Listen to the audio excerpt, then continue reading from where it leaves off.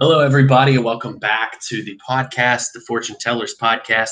This is episode 3 for the Raw and Smackdown of December 31st, 2018, and January 1st of 2019. But before we get into our review, I do want to just mention, a short rest in peace to Mean Gene Okerlund, who died today at 76.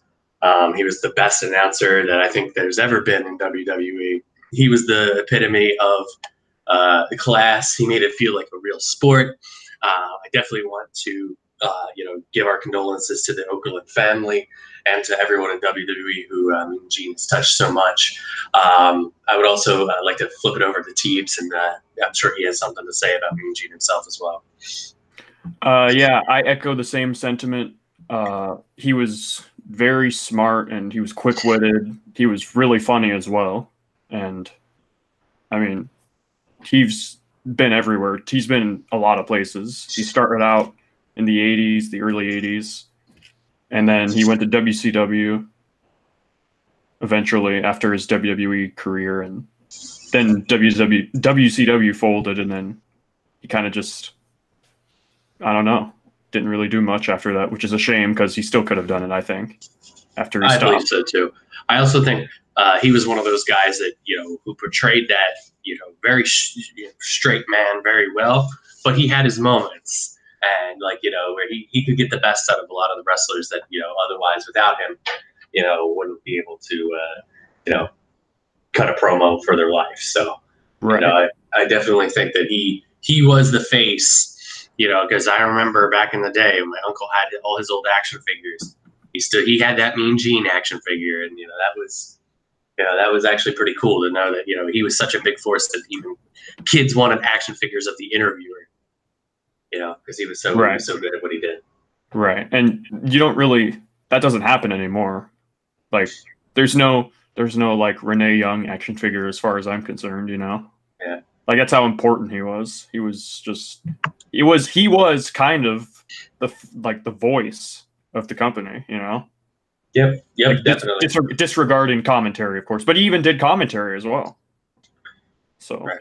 Yeah, but we just wanted to put a quick note in there because as we record this today, today was the passing of Mean Gene Okerlund, and we wanted to give him a little shout out here because of we are a wrestling podcast, and he did touch the wrestling world more than any announcer I think ever. So, yeah. All right. So with that being said, we can move into the reviews of SmackDown and Raw. Now we can get a little bit more lighthearted, a little bit more ranty, if you will. So let's start with the New Year's Eve edition of Monday Night Raw. And they started this one off on a weird note. They announced that there was going to be a cage match between Drew McIntyre and Dolph Ziggler. And when I saw that, I thought that they were just giving us a preview. And they were like, okay, this is what's going to happen tonight. Nope, they started this match right now. Yeah, I don't get it. Oh, by the way, I'm Teebs and you're Juffles. Yes, that's correct. Any first-time listeners. Exactly, yes. I'm Juffles. You can follow me at @Juffles on Twitter. You can follow Teebs at Teeber Trenton, and you can spell that if you want. Yeah. Actually, I plugged the whole show on Twitter, and it looks like there's actually some people interested, which is cool. Yeah, because we're nobodies. Yeah. Welcome. If it's your first time listening, we do appreciate you, and hopefully we don't bore you to death. So let's get into this. I made more extensive notes, so I don't ramble as much, but that's probably still going to happen. So I embrace it. All right. So, okay, let's start this off. So we have the steel cage match between Drew McIntyre and Dolph Ziggler. If you would like to go ahead and run us down with that, I'll go ahead and put my thoughts in as well. Sure. So Drew throughout the entire match was showing his dominance. He asserted his force upon Ziggler, and he was kind of egging him on the entire match, like he does like every match, pretty much. He tells him to fight for him. He's toying with him, and he's like putting his hand in his face and shoving Ziggler's face away like he's a dog or something. So he's mistreating him, and he dominates for a while, and they both battle on the top rope because they're trying to escape, and they both get crotched. And I gotta say, this was the final This was the 31st of. Well, I mean, it was taped, so it wasn't the 31st of Raw or the 31st of December technically, but it aired on the 31st. So it is not. 2018 was not a great year for testicles. You know. Yeah, I mean, nobody got it worse than AJ Styles this year, though. Right. Have you seen the video of the dude who put every single moment of AJ getting hit in the nuts, but it had Overture behind it, like the song? I haven't seen that. You know, that was hilarious. I should we can link that, I guess, somewhere. But it's funny. But either way, they go back and forth, and Drew regains his hold in the match after he gets crotched. And yeah, what? Go ahead. I'm sorry. Just wanted to say, like, I kind of really did like the way that this match was going. I think it felt perfect in terms of like the storytelling of keeping Drew McIntyre as a strong heel. Dolph got a couple of moments, but for the most part, I feel like Drew was on the attack the entire time. Yeah, like it. At first, looking back on the match, just remembering it, I thought, wow, Drew kind of dominated. But then when you actually go and watch it back, like, he didn't just dominate. Ziggler got a lot of offense in. There was a moment in this match where Dolph hits that zigzag, and my butthole puckered because I thought that he was going to lose. I thought that he was going to beat McIntyre with a zigzag right there. And I was shocked. Honestly, you know how sometimes you see a kick out and your jaw hits the floor? That was kind of one of those moments for me. Even though it was Dolph Ziggler, I still thought it was done. I thought there was no way Drew would lose this match. Like, I thought the only way he would lose is if he, intentionally threw Dolph through the cage or off the cage or something. Kind of like Braun versus Kevin Owens. Correct. Yes. Match. Only that was a little absurd. Yeah. So that ain't gonna happen in this match. But either way, they're both brawling at the door later on in the match, and because it's open, and they're both trying to get out. And Dolph closes the door and hits Drew in the head, and that doesn't sound pleasant. And I thought he could have went for a cover after that, but I guess Dolph was very tired. And oh yeah, the show cuts to commercial, and when we come back, Dolph is like at the top of the cage, and he's like about to escape. So Drew's up there trying to thwart him, and this leads to that awesome superplex with Ziggler at the top of the cage and McIntyre on the top rope. Like, that was a big superplex. That was awesome. Yeah. Yeah, and I honestly, I don't know. I mean, I say this quite a lot, but I don't know if I've said it on the podcast. Doesn't Drew just look like he's bigger than what he used to be in the WWE? Like, he just looks like he's a bigger dude. I guess a little bit, maybe. Maybe he got a little bit more muscle. Yeah, maybe that's what happened 10 years ago. Yeah, maybe he juiced. No, I'm just kidding. He doesn't. But, no libel here. Yeah. So Drew just destroys him after that. He throws him into the cage a bunch of times, and then Ziggler actually is that the zigzag you were talking about? I believe so. Yes. Dolph hits the zigzag, and that was a near fall. And oh damn! Sorry about that. I was trying to throw my my bottle into the trash can, and I missed. Good one. Oh yeah. Good one. Yeah, sorry about that. Well, anyways, after that, Drew just kind of like doesn't take no shit anymore, and he hits Dolph with 2 Claymore kicks for the win. Yeah, honestly, I thought they were gonna lead to he hit the first Claymore, then didn't go for the cover, so I thought, oh, so Dolph's gonna win because he isn't capitalizing, but no, he exactly. Yeah, that's what I thought so too. I thought he was gonna move out of the way and then zigzag him. Yeah. So yeah, he won, and yeah, and that then was good. Right man went over. This has to be the end. It better be the end. Exactly, considering the fact that he took a chair and then just creamed Dolph with the chair. I think one of the funniest moments, though, is when after he creamed him the first time, and he turns around and he sees Dolph and he's just sitting in the chair. Did you remember that? Yeah. That was kind of funny. That was kind of a babyface moment for Dolph, saying, come get some more. Even though they kind of portrayed him still as a heel, Dolph. Yeah, I don't know. Dolph is like in that weird spot where like he never has a defined heel or face role. He's just kind of like there. Yeah, exactly. But and then Drew proclaims that he's going to win the Royal Rumble match, and then he's going to not reclaim, but he's going to claim the Universal title. And good luck, Drew. Good luck with that one. So yeah. Then they show Triple H and Shane showing up in the limo, and Shane's like doing his quirky little, shuffle around Triple H, and Triple H looks annoyed. That's kind of funny. So yeah. And then they do these backstage New Year's resolutions. Yeah, resolutions. And Finn Balor says that he wants to become Universal Champion, and I thought, yeah, okay, keep dreaming, buddy. Keep dreaming. He's winning the Rumble. You think so? I'm just kidding. I can't say that with a straight face. I'm so sorry. I would get behind it if it happened. I mean, it makes sense, but it's not going to happen. I would get behind a lot of people winning, though. I would get behind Drew winning. I would get behind Seth Rollins winning. I would get behind Finn. There's a lot of people they could go with.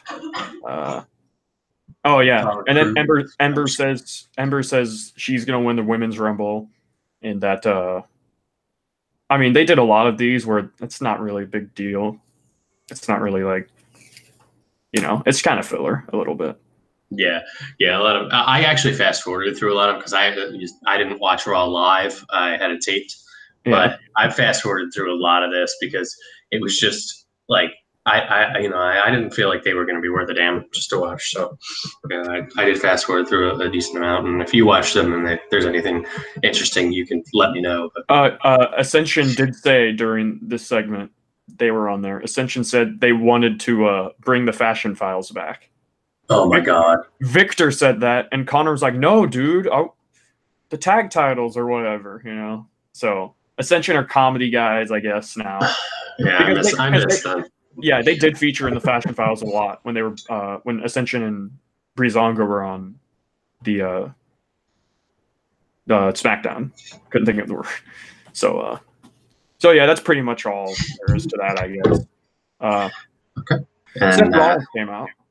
Yeah, Seth Rollins came out, and honestly, like when so we're actually you can continue. I'll get to my point when. Okay. So Seth Rollins comes out and he's saying he's ready for his rematch with Dean Ambrose for the Intercontinental title. And that prompts Triple H to come out, which was kind of cool because it just like that feud they had a couple of years ago, Seth and Triple H, that led to them going to Mania. A lot of people didn't like it. A lot of people liked it. It was kind of mixed reviews, but yeah, I thought it was still cool to see them in the ring together because, I like how they brought a callback to that too. Yeah, they were talking about how hey, what I saw in you and blah blah and like all that kind of stuff. It wasn't just like, oh, I'm Triple H, I like the good guys, so I like Seth Rollins. Like they actually acknowledged the history that they had. Continuity. Yeah, exactly. What a novel idea. Yeah, and continuity doesn't happen too often anymore, I'd say, in WWE. It happens in NXT, but it doesn't happen much on the main roster. If it happened 2 months ago, it never happened. Pretty much. They think we have a 2-week memory, but we don't. So either way, Triple H comes out and tells Seth that there's no more rematch. You don't even. He says there's no more rematch, and I don't even think you deserve a rematch. And he says he takes no pleasure in saying that because he's one of his biggest supporters. And which I don't understand. If anyone deserves a rematch, isn't it Seth Rollins, the guy who busts his ass every week? Well, that's what he said. He said Triple H says all he sees is a guy that's just asking for stuff, asking for free stuff or whatever. And Seth Rollins cut an awesome promo. I thought this was a great promo. He just laid it in Triple H. He says that he was carrying Raw on his back for the last year, which, by the way, is true. While Brock Lesnar was up in Saskatchewan, here he was churning out classics every single week with the entire roster. And he said, what did he say? He said even with Mojo Rawley of all people. So he kind of buried Mojo there. Yeah, what did Mojo do to deserve that? I don't know. Maybe I don't know. Maybe he's a dipshit backstage. Maybe I don't know fuck about Stephanie. that. Maybe. Like Macho Man. That's just a rumor. That's just a rumor. That's probably not true. But Triple H wants that soulless bastard back. He wants ruthless Seth Rollins back. And he's trying to, I construed this as Triple H just trying to ignite a fire.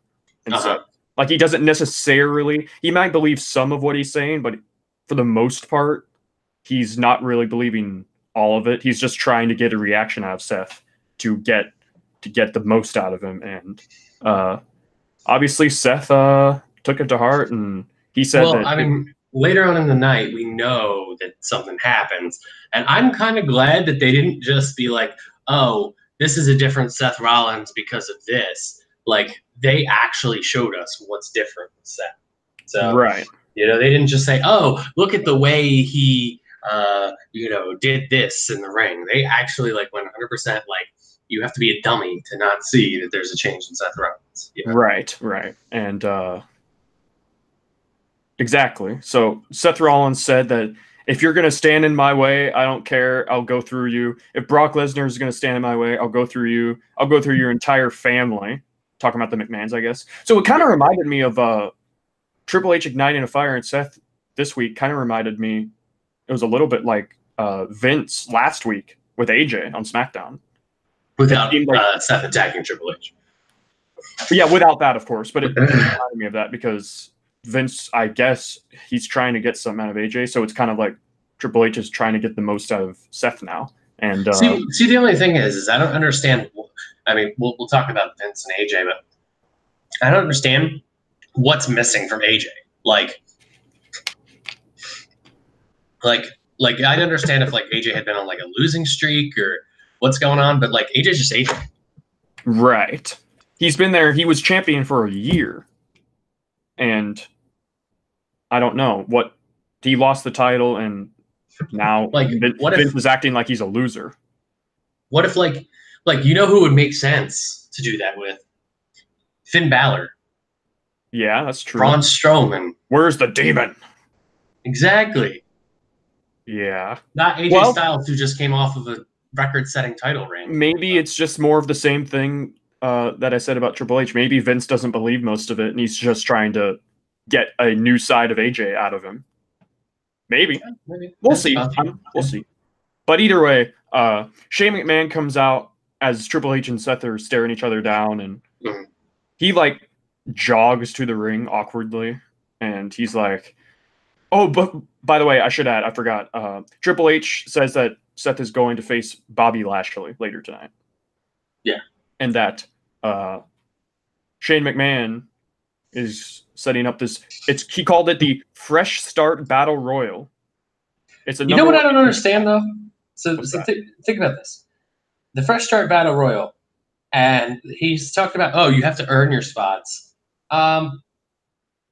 Honestly, why isn't Seth even in the match? Like, because think about it. Like, what's his name? AJ got his chance to get a rematch in the Fatal 5-Way. Yeah, and Seth didn't. So I don't know. And Seth and Dean are still like feuding right now because Dean still cuts promos on Seth backstage.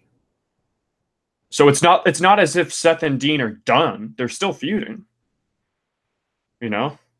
So it's kind of odd, yeah, why Seth wouldn't even be considered for the match. But they only did that because I guess they didn't want Seth winning that Battle Royal. So I it is what it is, I guess. But Shane announces the Fresh Start Battle Royal with a bunch of for number one contenders match for the Intercontinental Championship, and that match was later on the show. And this is just a jobber match.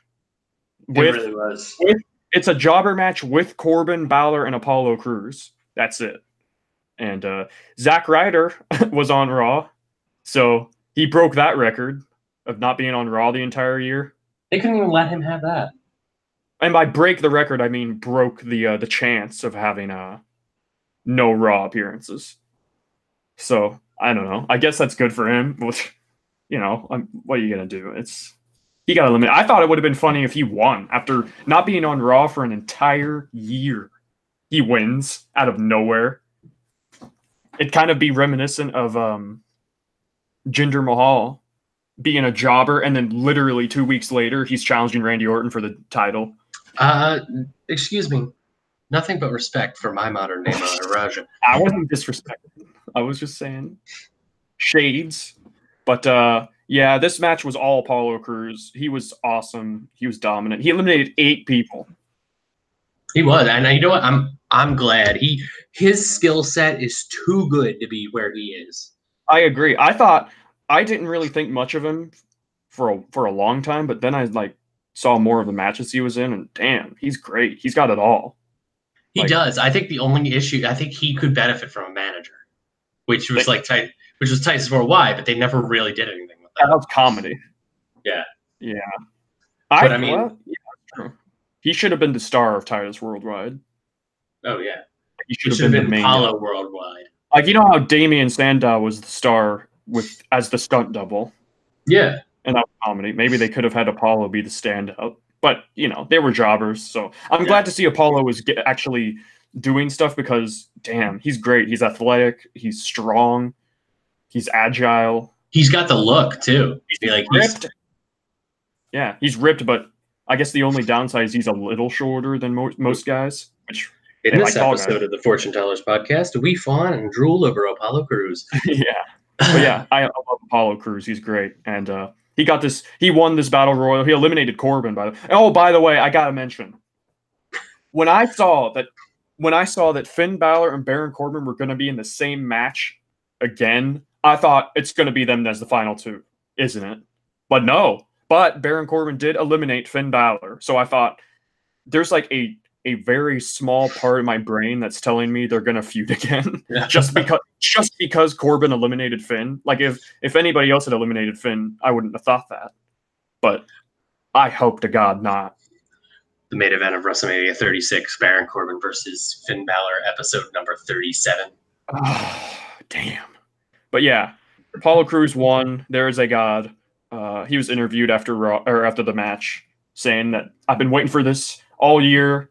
I'm going to become the new Intercontinental Champion, and that was that. And next up was Natalya, and this was the time. The segmenting of all this was weird because Natalya was interviewed backstage and said that she was going to be in the Rumble, and then it cut to Corbin in the ring. So the way they place these segments is odd, Yeah, because it should have been Corbin in the ring afterwards. Yeah. I guess you couldn't have done an interview with Apollo and then immediately have Corbin come in. Yeah, I get. Well, Apollo could have left the ring and then Corbin grabs a mic and then rolls in the ring. Yeah. It was just odd placing. It doesn't really make a difference, but Natalya was backstage. She was interviewed saying she's entering the Rumble, and then Nia Jax and Tamina roll up. And is this where you want to place your No, we'll get to that. Don't worry. Okay. We'll get to that. I have a point to make about that specifically. Okay. For her match. So Nia and Tamina destroy Natty backstage, and it was some of the worst kicks I've ever seen. Did you notice that? Did you see Tamina's face? She had this big shit-eating grin on her face. Like what? How are you gonna be intimidating when you're laughing like a hyena? Maybe she's real happy that she's destroying Natalya. She's so evil. She's happy. She's gleeful that she's destroying Natalya. That or she's just a bad worker. I think Tamina's better than Nia. I've said it before. I don't think I've said it on this show, but I've said that Tamina probably would suit the Nia Jax role better than Nia Jax. Yeah. I mean, honestly, Tamina's never a factor in anything. Right. She's like Alicia Fox in a way. Right. Alicia Fox never does anything. She's there to take the pin in tag team matches for Nia Jax. Yep. So, I mean, I'm glad Tamina's being used because I never really thought much of her, but I didn't think she was bad. It could be worse. She could be Dana Brooke. Yeah, that's true. True. I think a lot of the people get too much unwarranted hate. A lot of people say Dana Brooke is bad. I don't really see that. A lot of people say Tamina's bad. I don't see that. A lot of people said people, that Lana was bad when she first started out last year, and she had those matches with Naomi, and I thought she looks about average to me, considering the fact that was like her first match last year. So, and a lot of people say Nia Jax is bad, but those people are right. but that's actually like true. I don't want to. We'll get on. We'll get on with Nia later. I don't want to beat a dead horse. Nia's about to get taken to the woodshed. I'm just gonna say that. Yeah. So okay, so let's go by Corbin. Corbin's stating he's saying that it's not fair. He's going on and on about. I don't understand why he's saying it's not fair because he literally just lost fair and square. There was no shenanigans. Because he's a delusional heel. Yeah, and then Elias is there. Yeah, he sings this song. I thought this was funny. They're in Detroit, and he's singing about Detroit Rock City, which is a Kiss reference. So that's pretty cool. Yeah.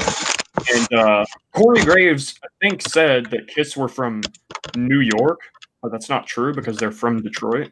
Did you look that up? Good job, Corey. Good job. So yeah, Elias sings his normal song as he always does. Elias brawls with Corbin all throughout the arena in the crowd, and so I guess we're gonna get Elias versus Corbin. I suppose. I don't know. That's kind of what is that? What? All that noise. Oh, sorry. I was putting my computer down. I took it so I can get a drink from the fridge. Well, I don't know about this feud. I mean, it's just. Remember, I said last week. You know how there's filler feuds in storylines. Yeah. This is like that, and I like Elias. So I'll watch. I'm not too huge on Corbin. I don't hate him though, but we'll see. The only thing is though is that you'll watch no matter what. We've established this. You don't. You hey! At least since we started this podcast, I've watched 2 out of the 3 weeks that we've done it. Yes. So, but again, Corbin still wearing the dumb TGI Fridays waiter uniform attire. I don't know. He looks better as biker Corbin. Yeah, why doesn't he wear gear? Like real, he looks like a waiter at TGI Fridays. Man, I don't know. I've already said the low-key comment. I don't need to make that joke again. But, anyways, that segment just kind of ends. Corbin escapes, and then Elias is just... There was an Elias is Bay sign in the front row, which was funny. Elias is Bay. But commentary announces that Ronda Rousey and Natalya will be teaming up against Tamina and Nia Jax. And unbeknownst to us, that was the main event. So that was an odd main event. There was a title match and a steel cage match, and this random-ass tag team match that we've seen a couple times is the main event. But it's Ronda, so whatever. It's Ronda. So I'm not even going to go over the New Year's resolution segments unless they're like funny or cool because it's just lame. Although Drake Maverick and AOP did a New Year's resolution segment and they said they want to become, quote, more brutal and barbaric and get the tag titles back. And I thought, and I loved, you see my profile pic, it's Drake Maverick, right? Yes. I love Drake Maverick, but logically within the bounds of storyline, why the hell does AOP still use Drake Maverick? Drake Maverick cost them the titles. Yeah, it's not like... See, is the reason why they dumped Paul Ellering because he didn't want to do traveling? I don't think so. I thought that was the case at first, but then apparently that got debunked. Apparently he said in some interview that he loves traveling, so that can't be the reason. Maybe... I don't know. Maybe they're setting up a return for Paul Ellering at some point. That'd be cool. Like, where like Drake Maverick, obviously, like right now, the best time to do that probably would have been after Drake Maverick costs AOP the titles. Right. Because then they would have been like, we don't need you anymore. We're bringing back Paul. I was one of the few people who gave Maverick a chance because I thought he could be a great manager. Because he's got the look. He's pretty good on the mic. He's actually capable of wrestling if he needs to. And I think it was hilarious that he looks like a bean. So like, now he looks like a what? He looks like a bean. Like you put him in there and he's like literally the size of a bean. A bean. You know what they should? You know what they could do? They could have Drake Maverick leave AOP and manage EC3, just like in TNA. Well, when Maverick was Rockstar. Yeah, I mean, honestly, I don't know really much about TNA, so I don't. Yeah, well, they worked great together, and they're like really good friends in real life, anyways. I think it would be a good idea, but EC3 would have to turn heel. If for some reason EC3 is a face right now, I don't get that. But yeah, I don't know. I don't understand. The EC3 gimmick just feels like a heel gimmick to me. Yeah, he's a 1%er, but he's maybe a face. Maybe it's because Vince is a 1%er and he thinks that that's a good thing. Do you think that Bernie Sanders' least favorite wrestler is EC3 because he's in the top 1%? Probably. I mean, let's see. Who would Bernie Sanders manage in WWE? What do you think? Daniel Bryan. Daniel Bryan, and it'd be Daniel Bryan versus with EC3 and Vince McMahon as his. I think EC3 has a great look. I think that's got Vince McMahon's all over it. Well, my girlfriend said that EC3 had a very sweet butt. Yeah, well, that's I guess I can't really say much about that. But anyways, I just thought I would bring that up because I hope Maverick doesn't. I don't know what they're going to do with Maverick and AOP. I feel like they criminally misused AOP since getting called up. I mean, they criminally misused everybody. That's true. That's true. But next, we got a match we've seen 1,000 times. I don't know why I said it like that. It was Riot Squad versus Ember Moon and the Boston Hug Connection. And I cannot say much about this match. How many times do we need to see this match? And then how many times are the Riot Squad going to lose this match? Is there a reason that they couldn't have done a singles match? Yeah, I don't know. Like even just Ruby versus Sasha or Ruby versus Bayley, even Ruby versus Ember would be amazing. Like, they could still have them outside at ringside, everybody, while there's a singles match in the ring. Like, it's just not creative. It's not creative. No. I would have you could put I don't even think Sarah and Liv are bad either. They're pretty good, I think. They've improved and they can go at it. Liv actually has a fun offense if you watch her in matches. But, I watch Liv in matches. Yeah, I bet you do. But don't be a creeper. Come on, man. Yeah, right. Only for historical purposes, I guess the only thing we have to mention is that Bayley, Sasha, and Ember won. But there was a cool spot where Ember did that crossbody onto Ruby and that was really good. Really good. Bayley got the win. With the flying elbow. Yep, with the flying elbow, and she pinned Sarah Logan. So that was. We don't need to see this match. I guess it was just. We don't even need to talk about this match. And I guess the only reason they did it was because last week Riot Squad ran roughshod on Bayley and Sasha and Ember. So I guess that's the only reason they paid it off. But you could have paid it off with a singles match with anyone. Yeah, it didn't really make sense. And then this is just gonna be filler up until the Rumble. Yeah, sadly, but they do. They go to commercial and they come back and they do a Braun Strowman video package about how dominant he is. And they show a shit ton of his stuff he's done in the past, like tipping the truck over, tipping Roman Reigns on the stretcher off the stage. Fucking running into the porta potty with Kevin Owens into it off the stage. Yeah. And I don't know. What can you say about that? It doesn't mean anything. Like he does a lot of cool stuff, but he never wins the big one.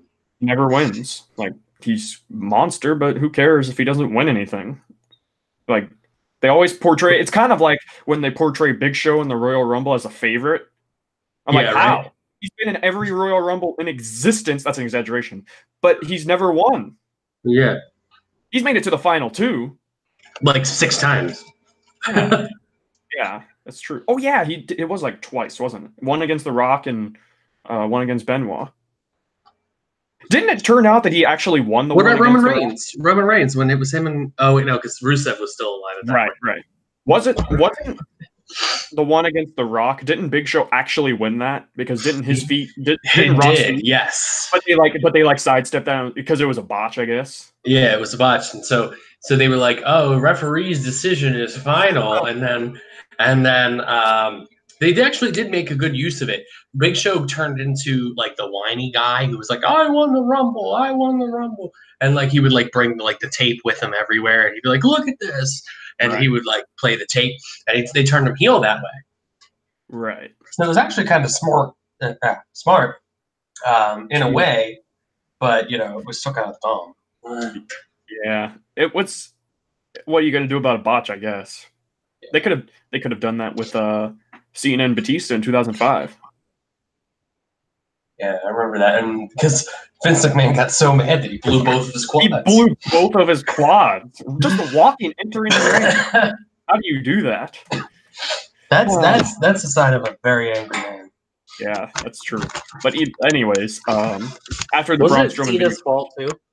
I don't know. I can't remember. I heard it was Cena's fault.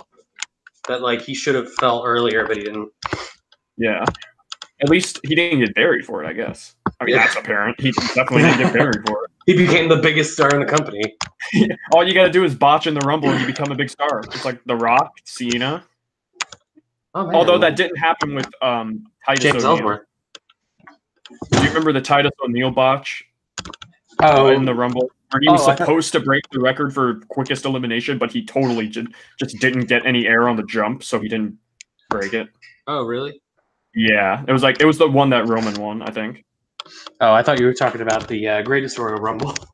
Oh no! Oh yeah, that's true. So he's had 2 Royal Rumble botches. Man, yeah. What a god.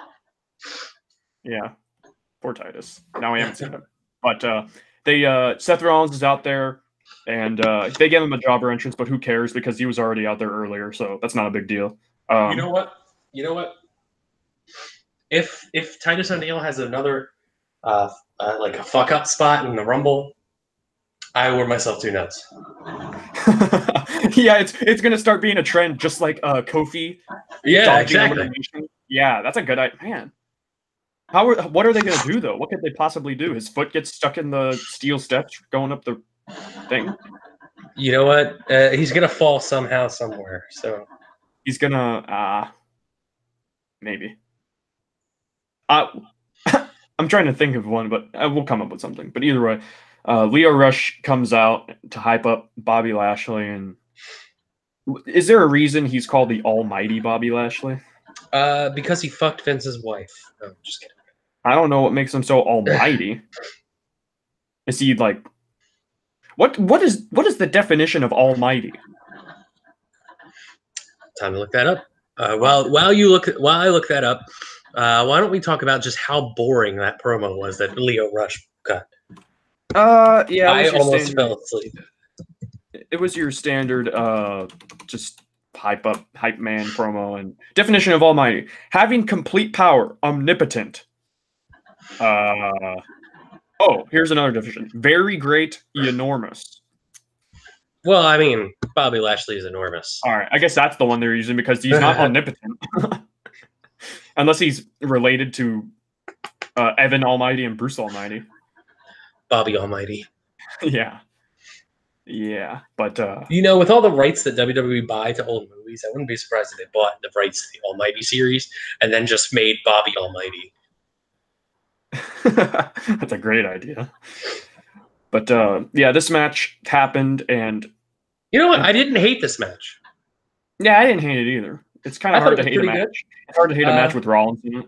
Yeah, I also think Bobby Lashley did pretty well. He looked strong. Even though, what happened to him at the end of the match, he didn't take the fall. So, he comes out looking good. I think this was good for what it was, and I'll bring up what I was going to say. I'm glad that they showed us that Rollins was a changed person by having him go absolutely nuts on Leo Rush and Bobby Lashley with a chair. And I'm glad they didn't just say, they didn't just tell us on commentary that he was different. They showed us exactly what it meant that, for Seth Rollins to be different. Right. But you know what would have made Bobby Lashley look better if he hadn't lost both times against Elias. Well, you know, And I like not Elias, so but I'm almighty. just saying. Yeah, he's not very almighty there, is he? And Elias looks like Jesus anyways. Yeah. So he's more almighty than Lashley in a way. No, I'm just kidding. But Lashley dominates most of the match. Rollins makes his comeback with his suicide dive, his springboard clothesline, and Seth's setting up for the curb stomp, and Leo grabs his leg. Although when it happened, he didn't really grab his leg. Like Leo was in the wrong spot. I guess it was a miscommunication or whatever, miscue. And I thought it was more like Leo grabbed the rope and flicked the rope on the I don't know. Maybe I was reading too the wrong thing into it. But yeah, I thought Leo grabbed the rope and was trying to get Seth's attention that way. I think he was just in the wrong spot when he was supposed to grab his leg, so he missed his cue, and Seth still sold it. But it was whatever; it doesn't mean anything.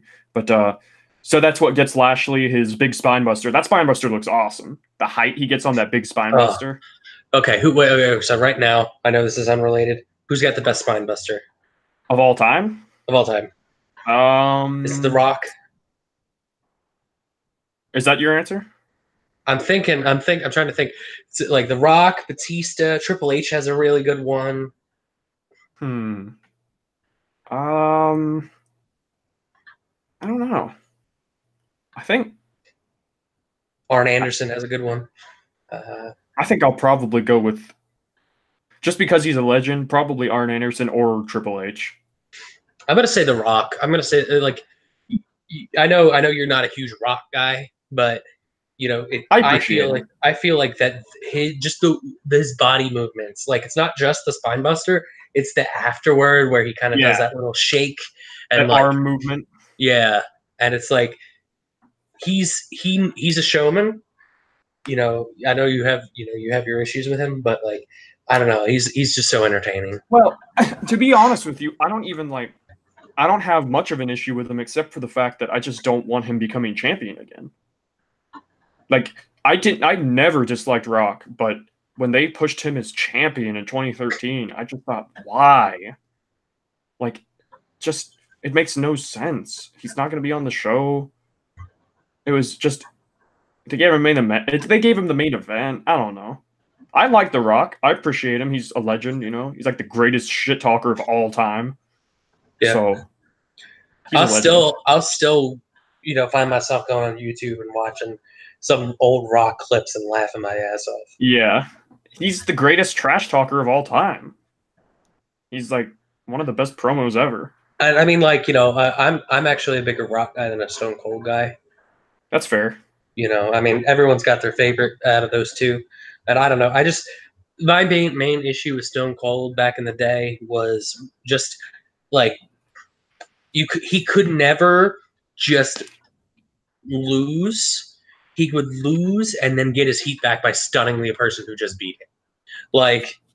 It was, I don't know, if you ever get the chance to look back at that time, that happens a lot. Yeah, Kane won the world title, but then a day later, Stone Cold won it back.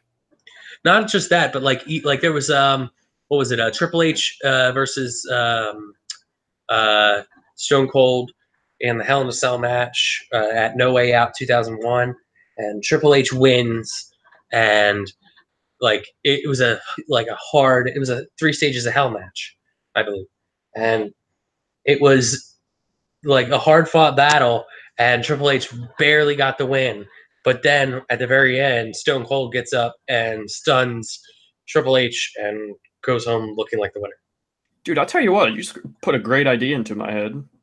What's that? Speaking of Seth Rollins, since this is his match, maybe to rekindle interest in Seth and Dean after their bad match at TLC, they could bring back 3 stages of hell. Only the problem is there's not going to be any blood.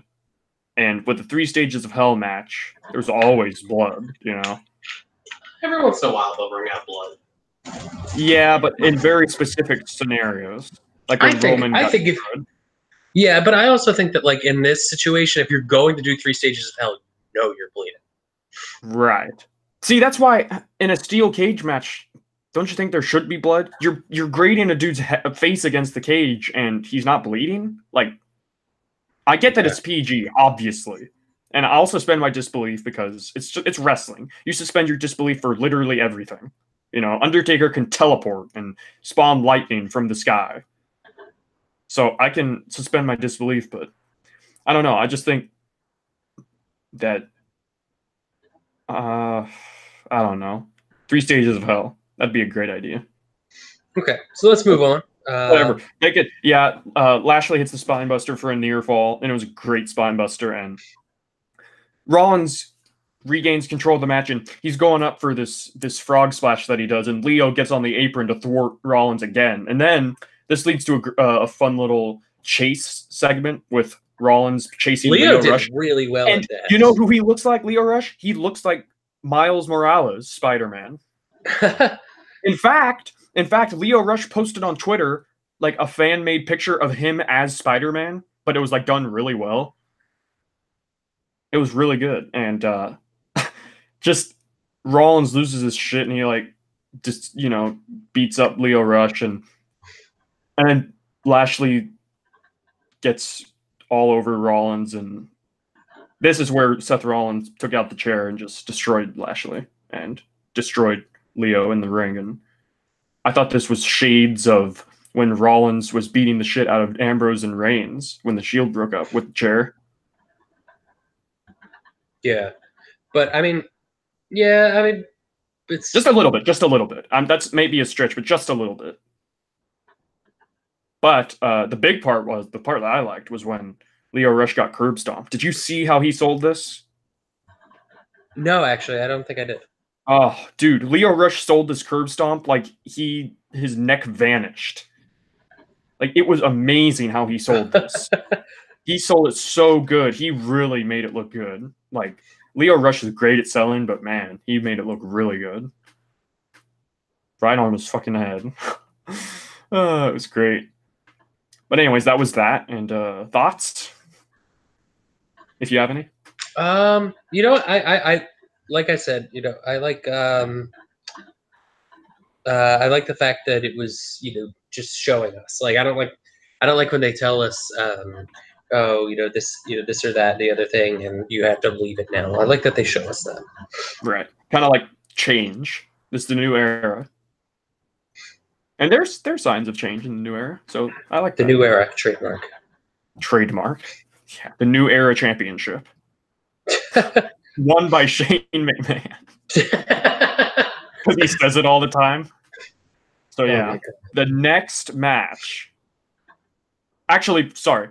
They hyped up John Cena returning to Raw next week, and then they did the NXT Stars video packages again. So yeah, Lars, Lacey, EC3, Nikki Cross, and Heavy Machinery. They did that again. So after that, it was a jobber match. It was wait a minute. I just realized something. This was Heath Slater and Rhino versus Jinder Mahal and the Singh brothers. This was a Lucha House Rules match.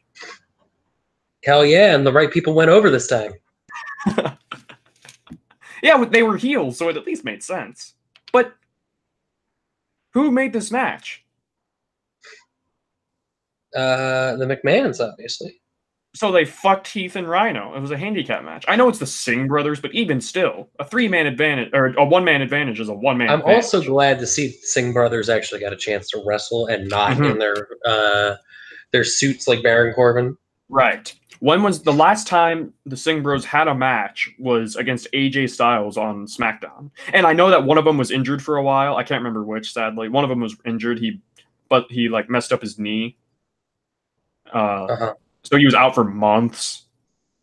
But even still, it's nice to see that they're actually being utilized, even though they're there to just take most of the abuse. And they pinned Rhino in his hometown, which it does not surprise me. Because they always do that. I mean, I went to 4 different events in Philadelphia, and Drew Gulak was pinned in every single one of them. So, also, the only time I ever saw someone win in their hometown was when I watched a match that Naomi was in Orlando, and she won. So, you mean live? Yes. Live. Okay. So yeah, Jinder Mahal and the Singh Bros won by Jinder hitting Rhino with the Colossus, and it was nothing. I know you love Jinder, so I won't say anything bad, even though I have nothing bad. I have nothing bad to say anyways. It was just a boring filler match. So I don't know. A week after Rhino's return, what do they do now? Also, wasn't he fired? What do they do? Like, why did he come back if he was fired? I can't answer that question. Maybe, I don't know. Maybe Heath Slater pleaded with Vince and Triple H to hire him back since he's his best friend or whatever. So, Dean Ambrose segment backstage. He says everyone's talking about a fresh start, but I don't need a fresh start. Unlike Seth Rollins. Seth doesn't look well, and I feel sorry for him. And it's just another typical Dean Ambrose promo. At least it's not wacky. So that's good. I was never a huge fan of wacky Ambrose. Now, the only thing that I'm going to say, when are they going to stop just getting on Renee Young about Dean Ambrose? Like, we get it. She's married to the guy. And then, like, the entire time, Corey and Cole are badgering her. Well, what's he thinking? Why does he say this? Why does he think this? Like, calm down. Like we never, like, we rarely ever get any more mention of the relationship other than, I would say, Naomi and Jimmy Uso. You know, those are the only other people that we really get mentioned of the relationship, or Rusev and Lana. But, like, they just keep badgering Renee over and over again. Renee, how big is Batista's dick? Oh my god. No, you know about that? How big is Batista's dick? That'd be funny. How big is Dean's dick is the question. Right? That's what's on there. That's eventually what Corey's gonna ask. Exactly. Yeah, Corey. I'm surprised that Cole or Corey hasn't gotten creepy about it. It's honestly, if I were Renee, I would just like walk off if they asked me one more time. Like, it's her private life, you know? Yeah. So shouldn't you like F off for a little bit? Like, she has no say in this. I guess it's because they're portraying Renee as a face, and Dean is obviously a heel, a cold heel. Yeah, I mean, I guess you can't have two heel commentators, I guess. So yeah, you can have. See, the formula is one heel commentator, one babyface commentator, and the mediator. That's kind of that shifts towards being a face, like Tom Phillips or Michael Cole. Yes. I guess that's the formula they do every time, because again, they always portray that good is better than evil. It's entertainment, you know?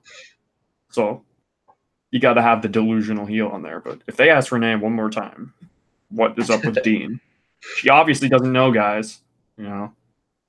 So it's kind of like, you remember when Big Cass last year was about to shit all over Corey Graves because Corey Graves inserted himself in the Enzo and Cass feud? Yeah. And, like, exposed that Big Cass attacked Enzo.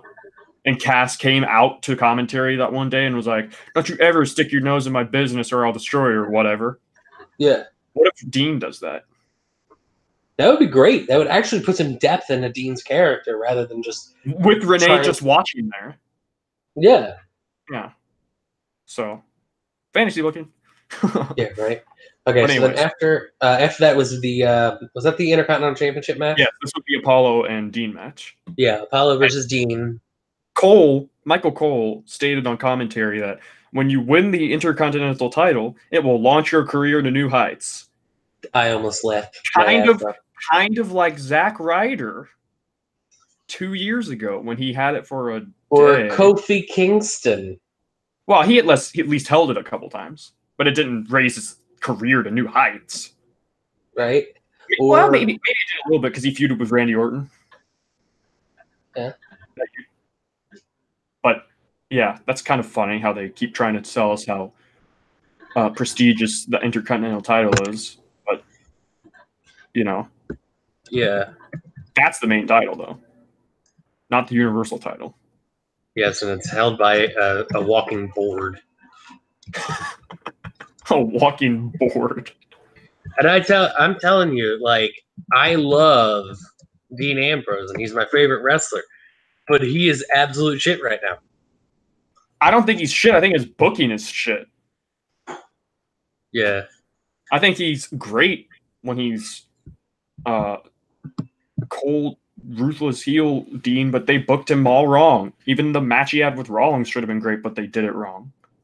So this match, though, was entertaining, and Apollo looked great, and he got some great offense into it. He hit a moonsault on Dean from the apron out to the ring, or from the apron outside the ring onto Dean. And just an aside, I was actually looking up some of these Intercontinental champions, and you remember these names like Ezekiel Jackson. Oh God, he was the Intercontinental title holder for like a month. Curtis Axel. He should have been a great champion. He had potential. Then they ruined him. Big E Langston. Mm-hmm. Ryback. Cryback. Let's see. Bad News Barrett. He was so great, though. I loved Bad News Barrett. Carlito. Damn. That was a while ago. That was before Bad News Barrett, right? William Regal. He was all right. I don't mind. Billy Regal. Gunn. Yeah, it's kind of Venus. Yeah, it's whatever, I guess. Ahmed Johnson. Okay, now he was awful. He couldn't wrestle. He was terrible. Dean Douglas. Dean Douglas. There's a no name right there. There's Marty a name. Jannetty. there's some names that have fallen into obscurity over the years. The Mountie. The Mountie. The Mountie. Yeah. God. This championship's been through the ringer. Yeah. And the number one, the Texas Tornado. No, I'm just kidding. Yeah. The Mantar. Mantar. Everybody loves Mantar. Or Fantasio. Yeah, Fantasio. Cesarni. Oh my God. Yo, do you remember how long they ran those commercials for Cesarni? He had one match, I think. He had two matches. He had one match.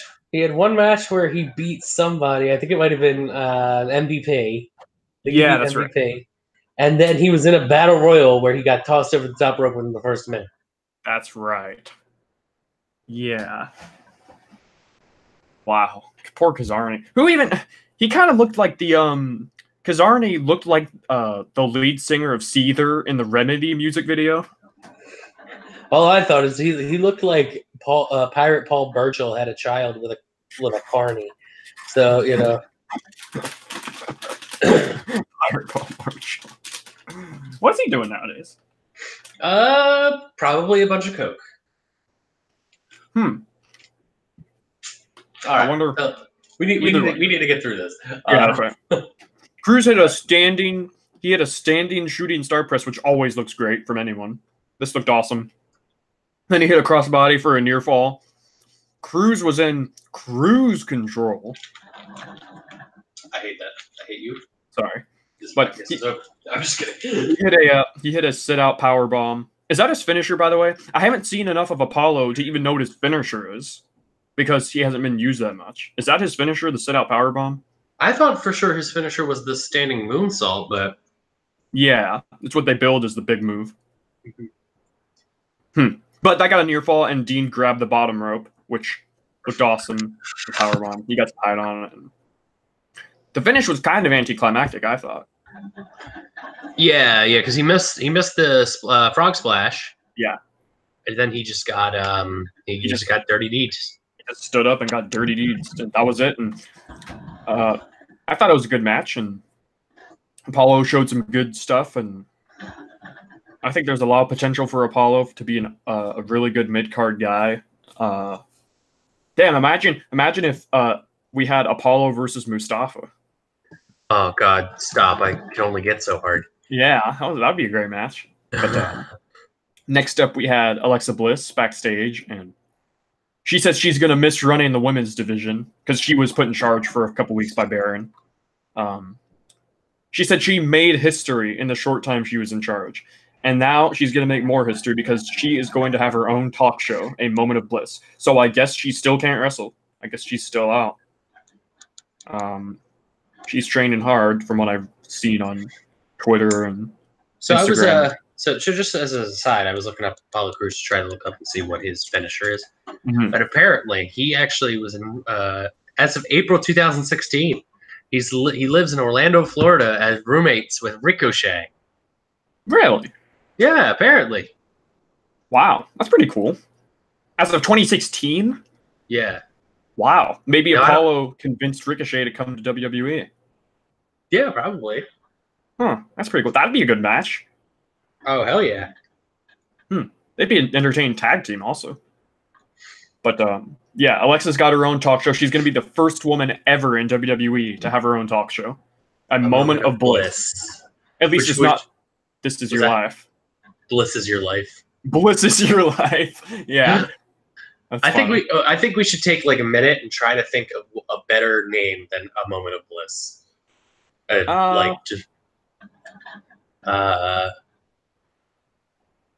Alexa, play Despacito. No. The Sparkle section. The Sparkle section. Okay. Because her Twisted Bliss finisher used to be called the Sparkle Splash. Oh my god. You remember that? Yeah. The Sparkle Splash. The Sparkle section. You know how there's the Cesaro section, the Hugger section? She has the Sparkle section. We should start that. We should start that trend. The Sparkle section. Yeah, I'm sure she'd be very appreciative. Oh, she'd probably like it. But yeah. What happened here was she announced that Ronda Rousey is going to be her first guest next week. And she says, I know how much you worship Roddy Piper. I want you to dress appropriately for the occasion.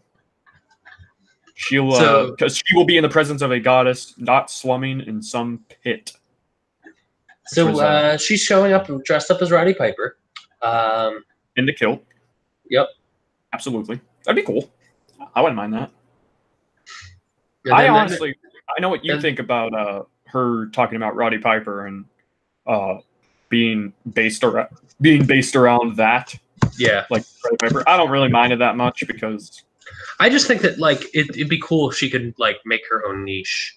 Rather than I understand it's a tribute, but she's also supposed to be the number one woman on the roster. Right. And I think it's a little bit uncouth to just have her entire gimmick be a man's gimmick.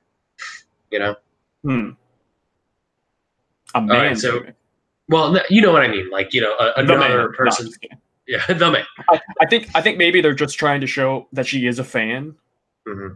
That she actually is a fan of wrestling and she like knows her stuff and whatnot. But they go to commercial and they come back and they hype up. They show Brock Lesnar's video package, which again, I tweeted out during Raw. I love Paul Heyman, but am I the only one that's getting bored of the same promo every single freaking time he comes out? From Paul? That is not a prediction. That is a spoiler. Yeah, like you can have your catchphrases. That's one thing, but it's another thing to just literally rehash the same promo every single time. Like, I'm not doubting you how big and beastie and monstrous Braun is, but Brock's the beast and you're gonna get conquered. It's like, oh wow, haven't heard that one before. But the thing is, he does it. He backs it up. So I don't care. Brock's returning to Raw next week. And in Orlando, Florida. Yeah, you should go to that. It's too late now, probably. Actually, no, it's not. Those tickets never sell out anymore. No, it's not. But I have other things to do. Right. I was planning on going, but you're going to NXT with your girlfriend. Yes, I'm going to an NXT house show towards the end of the month. And it's really good. It's a great deal. It's actually in Castleberry, Florida, which is about 20 minutes away from where I live. and it's $10 admission. So Damn. you get in for $10. It's real personal too, because like you could see the wrestlers. I actually have high-fived Aleister Black and Drew McIntyre in the same night. Nice. And you still have not washed your hands since? Don't worry about that. I may have had a little bit of an excitement when I saw Dakota Kai. No, I'm just kidding. Oh, really? If you can get a picture with all of them, though, Yeah, that'd be really cool. Well, unfortunately, they don't take pictures at the event. But like, I can definitely get some good shots close to the ring. The actual VIP section is $20 per ticket, but you don't really need that. You get a very good view with the regular $10 ticket anyway. So, cool. Yeah, but I'm excited. I would prefer if it was in the place where I saw it before, which is actually in Orlando. But it was actually in a gym, just like a high school gym, and the indie darling high school gyms. Exactly, and I got to see Ricochet. I got to see Aleister Black. Got to see Johnny Gargano, Tommaso Ciampa. Pretty much everybody. Everyone's, and then for some reason, Velveteen Dream climbed on top of one of the rafters, and it was very scary. I thought he was going to fall. Shit! He was thinking about Shane. Yeah, right. But you should let us know what's on the card and. Yeah, I'll do a quick little rundown of that. Yeah, sure. Some analyzation of that and analysis. It's amazing. All right, so now we're getting to the main event. This is the main event. This is Natalya and Ronda Rousey versus Nia Jax and Tamina. Now, here we go. I get long-winded. I'm just gonna sit back. Yeah, I'm gonna because give you your time. I was about to say, I asked you earlier if I could rant because I know how long-winded I get and I don't let you speak very often when I get going. So I have something to say about Nia Jax. So last week actually now, what was it? Saturday, Sunday? What was it? Was it Monday?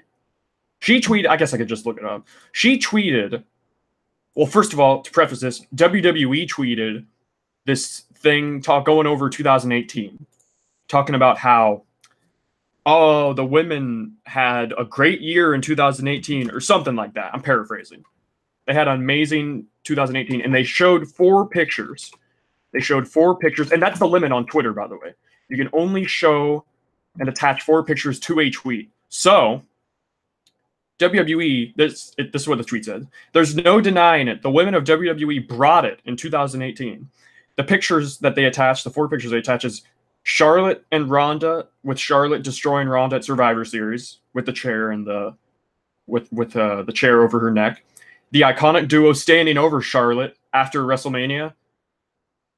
Becky Lynch with the blood all over her face in the crowd when she went after Ronda Rousey on Raw, which was amazing. And Carmella holding up the SmackDown Women's title after she cashed in on Charlotte after WrestleMania. Those are the 4 pictures they showed, right? So, this prompted Nia Jax to tweet 4 emojis, and they're all, they're the emojis with colored people, they're girls, They're the emojis with colored women, people of color, light-skinned, black woman, light skin, whatever the correct term is. I don't know the emojis that well, but they're people of color. Okay. Yes. So with the hashtag we here too, meaning we're also here. That's what that means. So this prompted a huge discussion on Twitter from many people talking about underrepresentation of people of color in the company, in WWE, and in wrestling, and just... Not to mention Ty Dillinger, who... No, I'll get to that. Okay, you'll get to that. I will get to that. So, I'm actually surprised that so many people called out her BS on this, because I compiled a list today. I compiled a list. Call me no life, whatever. I compiled a list of noteworthy moments / achievements of people of color in WWE in 2019. And I want to preface this by 18. saying 2018, sorry, of people in 2018. And I want to preface this by saying I probably missed some things because I only went through all pay-per-views and off of memory what people of color have done in 2018 in WWE. Let's just, if you don't care, I want to go down this list that I made. Yeah, go for it. Okay, so to start off, I'm just going to go down the achievements. Shinsuke Nakamura wins the Royal Rumble, Japanese man. Asuka wins the first ever Women's Royal Rumble, Japanese woman. Roman Reigns, who, by the way, has been pushed for the last 4 straight years at WrestleMania, he won the Men's Elimination Chamber match. And Roman Reigns is not white. He's not Caucasian, you know? So, in fact, Roman Reigns and Nia Jax are related. Aren't they cousins? They have to be. I mean, they're both related to The Rock somehow. So Yeah. So, Cedric Alexander won the vacant Cruiserweight Championship at WrestleMania, black man. Naomi won the first ever WrestleMania Women's Battle Royal, black woman. And say what you want about the Battle Royal, doesn't matter. I'm not going to take her achievements away from her. She won a match at WrestleMania. First ever Women's Battle Royal at WrestleMania. Asuka had one of the best matches at WrestleMania against Charlotte for the SmackDown Women's title. She didn't win, but she had one of the best matches, given lots of time at the biggest stage of them all in the history of wrestling. not to mention Asuka had the longest winning streak ever. Yeah, the longest winning streak ever in WWE history. And not even just WWE, like even she beat Goldberg's record in WCW. So there's also that. She's a Japanese woman. Jinder Mahal won the United States Championship at WrestleMania. He's Canadian, but he's still Indian, you know? Yeah. Shinsuke Nakamura had a WWE title match with AJ Styles that was pushed as marquee. He didn't win, but still noteworthy. He had a title match at WrestleMania for the title. I don't consider the Universal Championship the title, but I consider it a title. But Shinsuke Nakamura won the U.S. title at Extreme Rules. Bobby Lashley, a black man, defeated Roman Reigns at Extreme Rules. And that's a big win. It might have been no title involved, but he beat Roman Reigns. That's a marquee win. Roman Reigns beat Brock Lesnar at SummerSlam to win the Universal title. The New Day won the SmackDown Tag Team titles against the Bludgeon Brothers, who, might I add, New Day and the Usos have been dominating the tag team division in SmackDown for the last year and a half. No exaggeration. And they killed it. The entire year and a half of SmackDown programming, they had one of the best feuds and were pushed, and they killed it. Okay? So honestly, I'd watch a New Day versus Uso match right now. Like that, they're exactly. always some of the best matches. Exactly. Another noteworthy moment: the New Day retained the SmackDown tag titles against the Bar in front of a crowd of 60K plus people at Super Showdown in Australia. That's a lot of people to be in a title match in front of, you know. Bobby Lashley, alongside John Cena, the biggest star of the last 15 years, defeated Kevin Owens and Elias at Super Showdown. Again, a crowd of like 60K plus or whatever, 70K plus. Alicia Fox and Mickie James went against Lita and Trish Stratus at Evolution, who are two of, if not the two biggest women's wrestling stars in WWE history. So they had that match. And by the way, before anybody says that Alicia was only in the match because Alexa couldn't wrestle, go fuck yourself. She was in the match. They could have picked anyone if they wanted to replace her. They picked Alicia because she was with them at the time. So, la-di-da. Io Shirai, a Japanese woman, was in the finals of the second Mae Young Classic at Evolution pay-per-view. Not to mention the first person to win the Mae Young Classic was Kairi Sane, who was a Japanese woman. Yes, so, exactly. I mean, that wasn't 2018, but that was still... It's still within the bounds of... It was 1 year ago, you know? Yeah. So, the Usos and the New Day led SmackDown to victory in the tag team elimination match at Survivor Series. They were the captain. Usos were captain. New Day were co-captains. They led their team to victory in a great match on the pre-show. Fabulous Truth, R-Truth, and Carmella beat Jinder Mahal and Alicia Fox in the Mixed Match Challenge Finals at TLC. That means R-Truth, a black man, is the last entrant in the Royal Rumble. He's number 30. Not to mention 3 out of the last 4 people in that mixed match challenge were people of color. Yes, exactly. Rey Mysterio defeated Randy Orton, a Hispanic man, in a chairs match at TLC. Asuka won the first ever women's TLC match to win the SmackDown Women's Championship at TLC, a Japanese woman. Asuka actually she's been mistreated kind of in terms of booking, but she did well for herself this year, I think. The fans still stay behind her, but that's not the point. So lastly, let's mention Nia Jax. And she's here on Twitter. She's here on Twitter complaining. We're here too, she says. Do you know how many examples I just gave off of just pay-per-views? Let's talk about Nia. Nia Jax has been pushed forever. In 2018, she was pushed so much. She was on TV every single week. She was pushed prominently. She won the Raw Women's title at WrestleMania against Alexa Bliss, who's one of the bigger stars in the company. She retained the title next month at Backlash. Then she was put in a series of matches with the biggest women's athlete in the world, Ronda Rousey. And then she won the Evolution Battle Royal for a title shot, which means she is pushed in the title picture again. And by the way, guess who she eliminated in that Evolution Battle Royal? Ember Moon, a black woman, the last two people of color.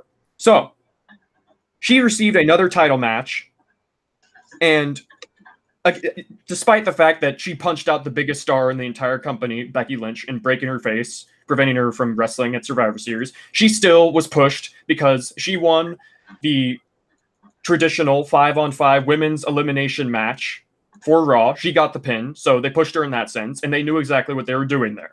She won that match. So she had that, and then she had another title match with Ronda Rousey. And now, here she is, still battling with Ronda Rousey. Does this mean we're going to get Ronda Rousey and Nia again? I don't know. Point is, I see these people talking about how there's underrepresentation in WWE of people of color. And I'm baffled because it's simply not true. This is not, I don't care if this isn't racist, for one thing. I'm not some angry white dude talking about how black people are no. Black people, and not even just black people, Asians, Hispanics, blacks, whites, who cares? I don't care about race. I don't care about politics. I care about wrestling. And the fact is, the fact that people make a problem out of nothing. She's mad over a tweet that, she wasn't included in a tweet about the women of wrestling, and she's being pushed again against Ronda Rousey.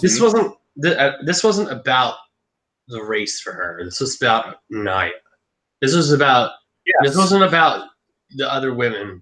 This was about Nia Jax not being included.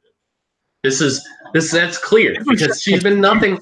And you know what? And I hate to generalize somebody, and I know we're picking on Nia quite a bit, but like she is so sensitive for someone whose image is such a tough person.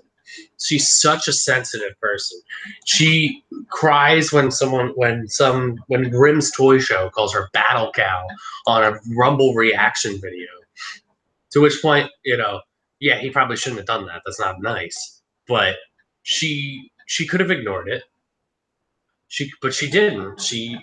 This could go into our discussion about the wrestlers on social media, but just sticking with Nia. She's all about Nia Jax. That's all she is, and she's untouchable. She can't do any wrong because she's got a safety blanket. Being related to The Rock and everything like that. But it's sad because I liked Nia, I really did, but I thought she was a breath of fresh air into that. Because there was nobody like her. She's not like most girls, but she's just constantly looking to play that victim, and it's tiresome. I'm not going to buy that she is a victim here when she is promoted like no other person. She's on Total Divas, so that's a lot of exposure anyways. She's pushed every single week in a main spot. She's on the show every week.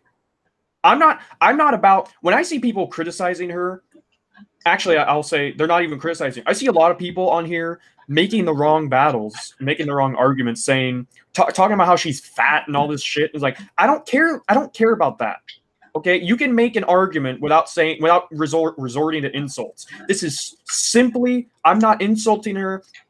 I'm not praising her for anything. I'm simply stating the facts, and the facts is there's been no better time for people of color in wrestling than right now.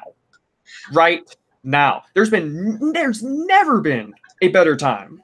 And I would dare anyone to tell me if there's ever been a better time for people of color in wrestling. Not even just WWE, in wrestling. So this led Ty Dillinger, by the way, to, let me pull up that tweet very quickly. Ty Dillinger responded to this. He didn't outright respond to her exactly. He mentioned it. It was, he responded to it. He said, he quote tweeted the WWE tweet, by the way. That's how he responded. The one that Nia Jax thought was so heinous or whatever. So Ty Dillinger says, all the WWE ladies had a great year, but these ones had some very captivating moments in 2018. And if you're all hashtag boo-boo faced about being left off the list despite being on TV all the time, maybe spend some more time on the craft instead of social media. Congratulations, ladies. And I think exactly the same thing. She's on the show all the time, like he said, in all caps, all the time. And she's pushed and promoted all the time. And she's over here saying how unfair it is that she was left out of a tweet. And I think this was the dumbest thing to complain about in the history of anything. Because and let's also just mention that all of Nia's defenders came back and started throwing racist, very racist things towards Ty Dillinger, calling him Mayo Boy and stuff like that. So cracker. They call him a cracker. I saw that a couple times. I don't care about race. Like, unless, what are they trying to say? Are they trying to say that women of color are underrepresented? So it's a mix between racism and sexism. What is it? Is it racism and sexism, or is it just racism? Either way, it's neither. First of all, it's neither. There's no problem here. It's a tweet. It's a tweet. It's like, yes, she left off of a tweet. She's pushed every week, but she was left off a tweet. Therefore, she's crying about how there's a lack of representation, which I don't get how people buy that. How is there a lack of representation of people of color? Did you just hear that list I read off?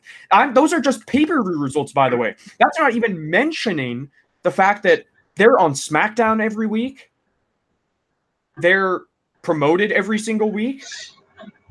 It's Looney Land. I'm not gonna buy it. I don't care. I'm not buying it. They're not underrepresented. Okay, let's get going. Let's finish up Raw so we can. I have nothing to say about this match. We've seen this match before. Natalia sold the whole time. Ronda Rousey came in. She made the hot tag and came in, and Nia Jax avoided Ronda the whole match, and then Natalia gave her a discus clothesline, which was surprising because Natalia was the one who got Nia out of the ring, and Ronda tapped Tamina out.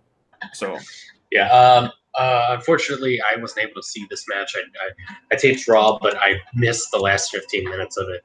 So that was, You did not miss anything. That's pretty much just what happened. Okay. All right. So you want to move on to SmackDown now? Well, they just for historical purposes, they promoted that John Cena was returning, Brock Lesnar was returning, Strowman was returning, and all that jazz. And there's a tag team title match, by the way, next week between the Revival and Roode and Gable. So Revival got screwed. So they're getting a rematch. I should have went. Yeah. So SmackDown. SmackDown starts with the New Day, and this was amazing. Big E comes out there. Well, let's first talk about Woods and Kofi coming out dressed in their suits. They're looking great. They're looking dapper, and fucking Big E comes out with a motherfucking diaper and a bottle. He was the New Year's baby, which actually works for the New Day. It doesn't work for Big Show. So I thought it worked for Big Show. But I mean, the New Day is supposed to be funny. That's true. That's true. So they come out, and I thought this was odd because they were talking about, how great their 2018 was, I believe. Yeah. And so they were talking about that, and then they were talking about how all three of them were going to be entered into the Rumble. Yes. And that, any single one of them could be the WWE champion. But then I thought this was weird because they weren't they the ones who announced that for the Fatal 5-Way it was going to be the winner of Hardy versus Samoa Joe. Yeah, the last entrant. Correct. And then they kind of like had Jeff Hardy come out. I don't know if I'm missing anything with the New Day, but well, they referenced Steiner math. Which is great. Yes, that was perfect. Yeah. Just Steiner math. Big E starts talking about their 33 and a third percent chance to win. They subtract that. Yeah. And I think there was another part that I thought was really fun. Oh, they made a Bird Box reference. Yeah. Where Woods was wearing a blindfold. Right. So they also referenced it was total product placement and plugging of Bumblebee, John Cena's new movie. Correct. 94% certified fresh. Yeah. Certified fresh. Certified G. Yeah. No, we're not talking about the certified G. Let's not talking about that. He's banned from the podcast too. He's banned from everything. We're going to ban him from the podcast too. So yeah. No. So then they have Jeff Hardy come out. When his music hits and then Big E and the New Day start doing the dance, that's kind of the point. I was like, The Jeff Hardy the arm movement and stuff he does. Yeah. Yeah. Yeah, I guess that was the opening. That's them announcing the only thing of relevance and importance. I guess it's just them entering into the Rumble. Which isn't it kind of? I thought about this.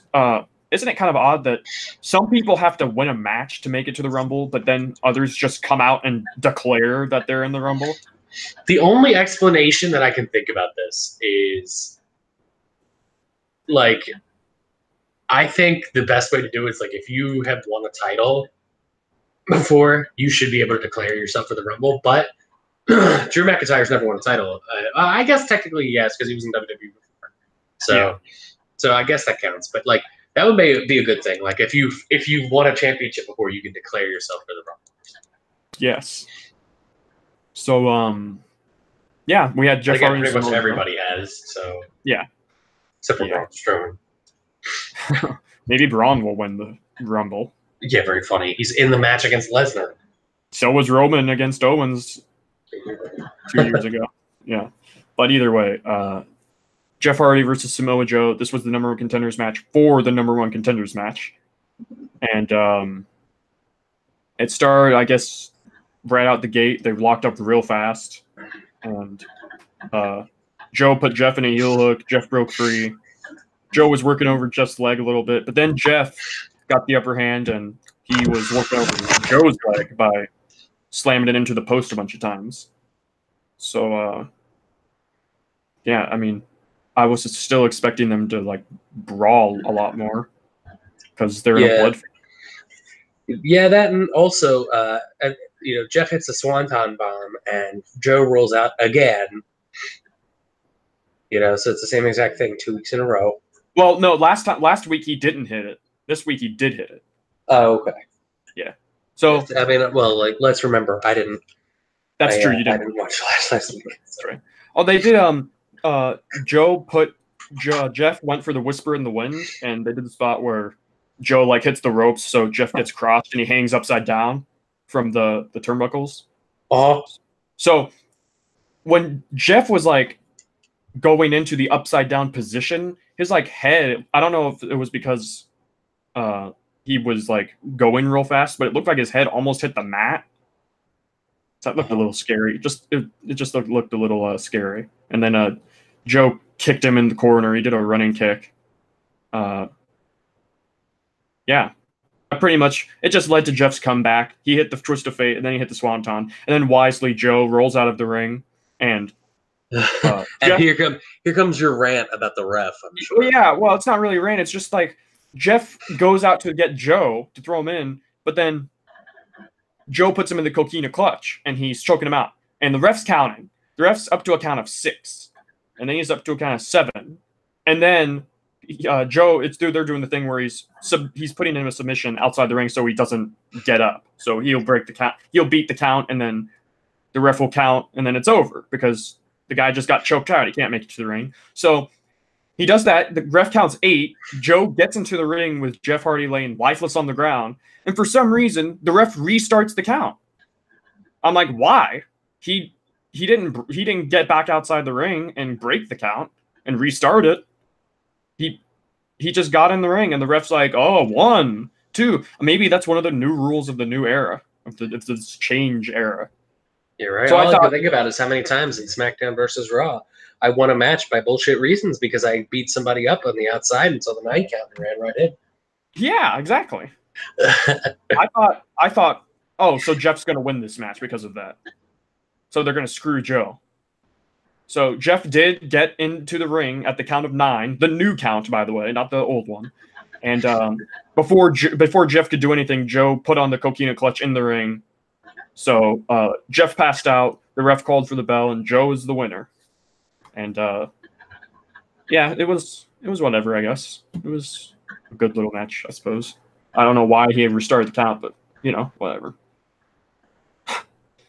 Those are my thoughts. So Great. Next up, the commentary is recapping AJ and Vince from last week, where Vince McMahon's egging on AJ, and AJ hits Vince in the face. And Vince and Shane are backstage, and they're sitting down just talking about stuff. And AJ comes in, and Vince and Shane just kind of look at him. And AJ says, are you sure you want to see me? Maybe I should apologize for hitting you last week, but I'm not going to. And he's like, you provoked me, which is true, by the way. You provoked me. And he goes, you want the real AJ? You watch tonight. Unless you want to see the real AJ right now. And that prompts Shane to stand up real quick. And both. Yeah, like what's Shane gonna do? Yeah, what's Shane gonna do? Oh wait, that's right. He's the best in the world. Yeah, put your hair up and square up, Shane. Yeah. So both of them stand up, and they just kind of stare, and Styles walks away, and that's I don't know. That was kind of it. That was odd. And Shane says, "Be careful." Shane says to Vince, "Be careful what you wish for."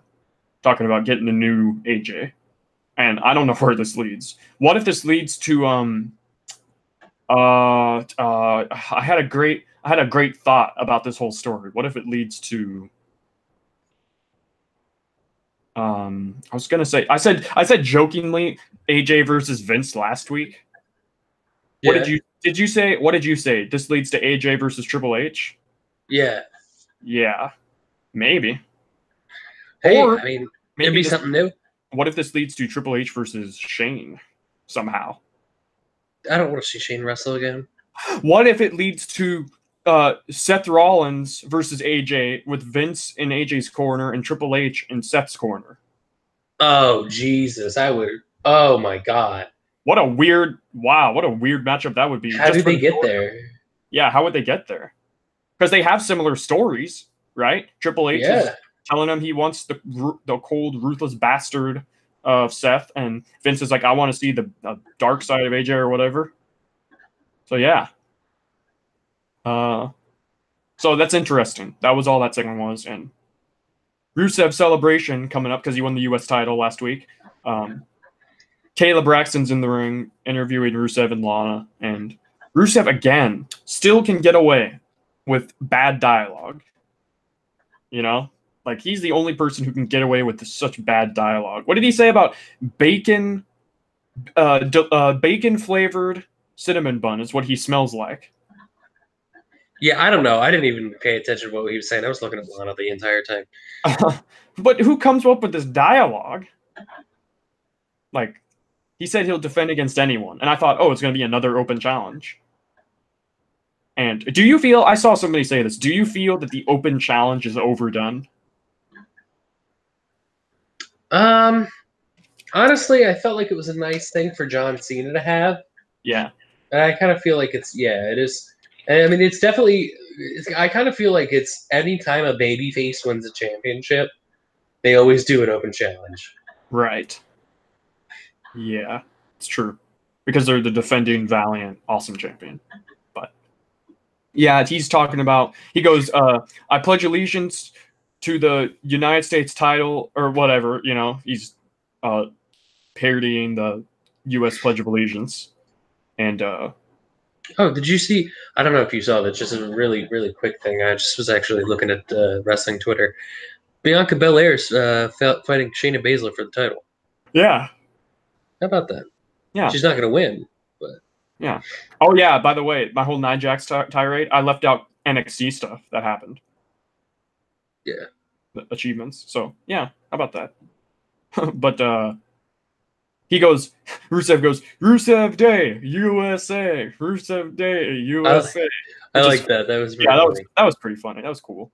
And then out of nowhere, Nakamura kicks him in the head, and from behind, and Shinsuke's on top of Rusev in the corner. Lana climbs up on Shinsuke from behind on his back, and she's like, not clawing his eyes out, but like almost got him in a quasi sleeper hold a little bit. And see, this is what I was saying last week when R-Truth got destroyed by Daniel Bryan and Carmella was just standing there. Like, she could have done something. Lana did something about Shinsuke destroying Rusev, right? Yeah, right. Get you a girl like Lana. You know, protect her man. So, I mean, you know, I think we all would take that. Yeah. Big shock, though, is Rusev kicks Nakamura with Lana on his back. With Lana on Nakamura's back. So Lana takes this big bump when Nakamura hits the ground. So she takes like a back bump. So I thought, why is Lana sold this like she got shot with a big gun? Like, it was just she's a wrestler too, right?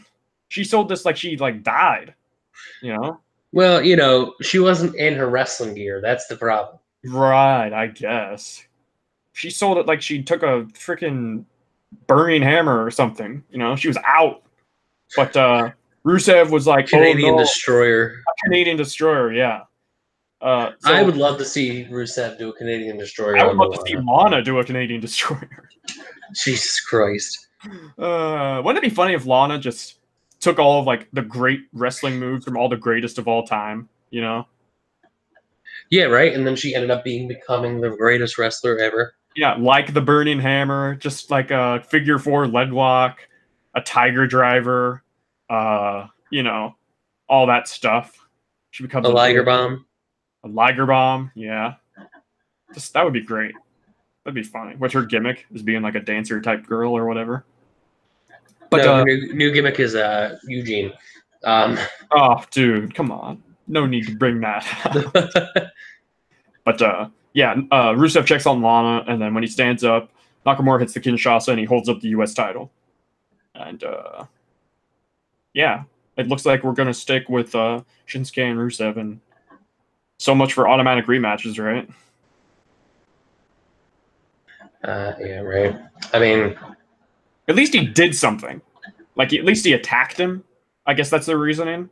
Maybe Rusev will demand a match with Nakamura. That makes sense. At least I could get behind that. That makes sense, you know? Yeah.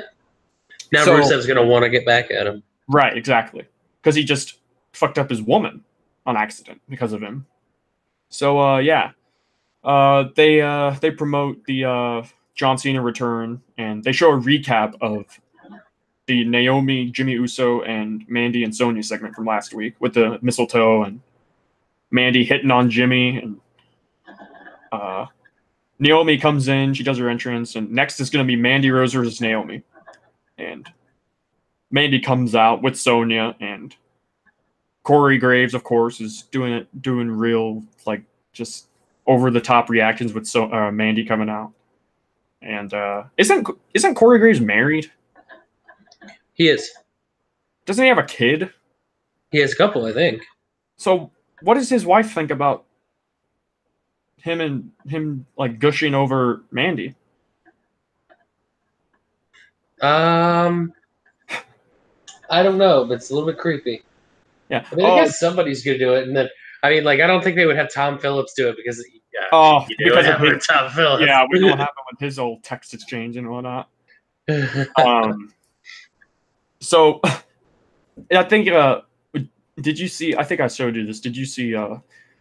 Speaking of Corey Graves, Bailey sent out this tweet about how she liked 2018, whatever, a review of 2018. She had a great year, blah, blah, blah. What's to come in 2019, all that stuff. And Corey Graves responded with something along the lines of, I can't wait until we do our quote unquote romance angle. Because if you remember last year, people were reporting, like insiders, like the Wrestling Observer or whatever. In fact, they weren't even reporting. I remember that. Brian Alvarez of The Observer was just going how he thought they were going to do a romance angle between Graves and Bailey. Uh-huh. He wasn't reporting anything. He didn't say, reports are, this is going to happen. No, he was just saying his opinion. Like, he thought this was going to happen because last year they were pushing how Bailey had never kissed a boy, and all that shit with Alexa. You remember that? Yeah, that's garbage. Yeah, I thought it was funny how Corey Graves pointed that out and made fun of that, Yeah. Can't wait for our romance angle. And it never happened, of course, so maybe he'll do a romance angle with Mandy. Are we gonna see Corey Graves get Me Too'd? I mean, because of Mandy?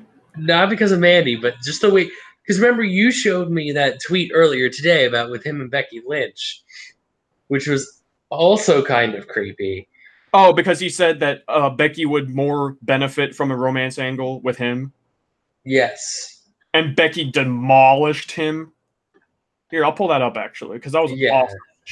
Still, I don't know. There's this creep factor I'm getting to Corey Graves. Well, no, I don't think so. I think it's just because they were having a Twitter beef all the time. I think that's the only reason.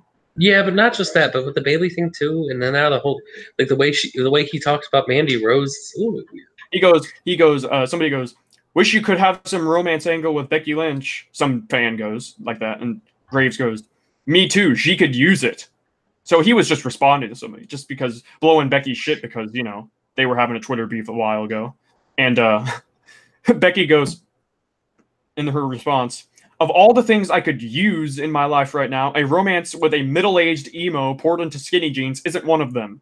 Maybe you should wait until Monday to reply, when you'll have help with what to say. Just nobody. If you honestly think you can take on Becky Lynch on Twitter, you're wrong. You are wrong. You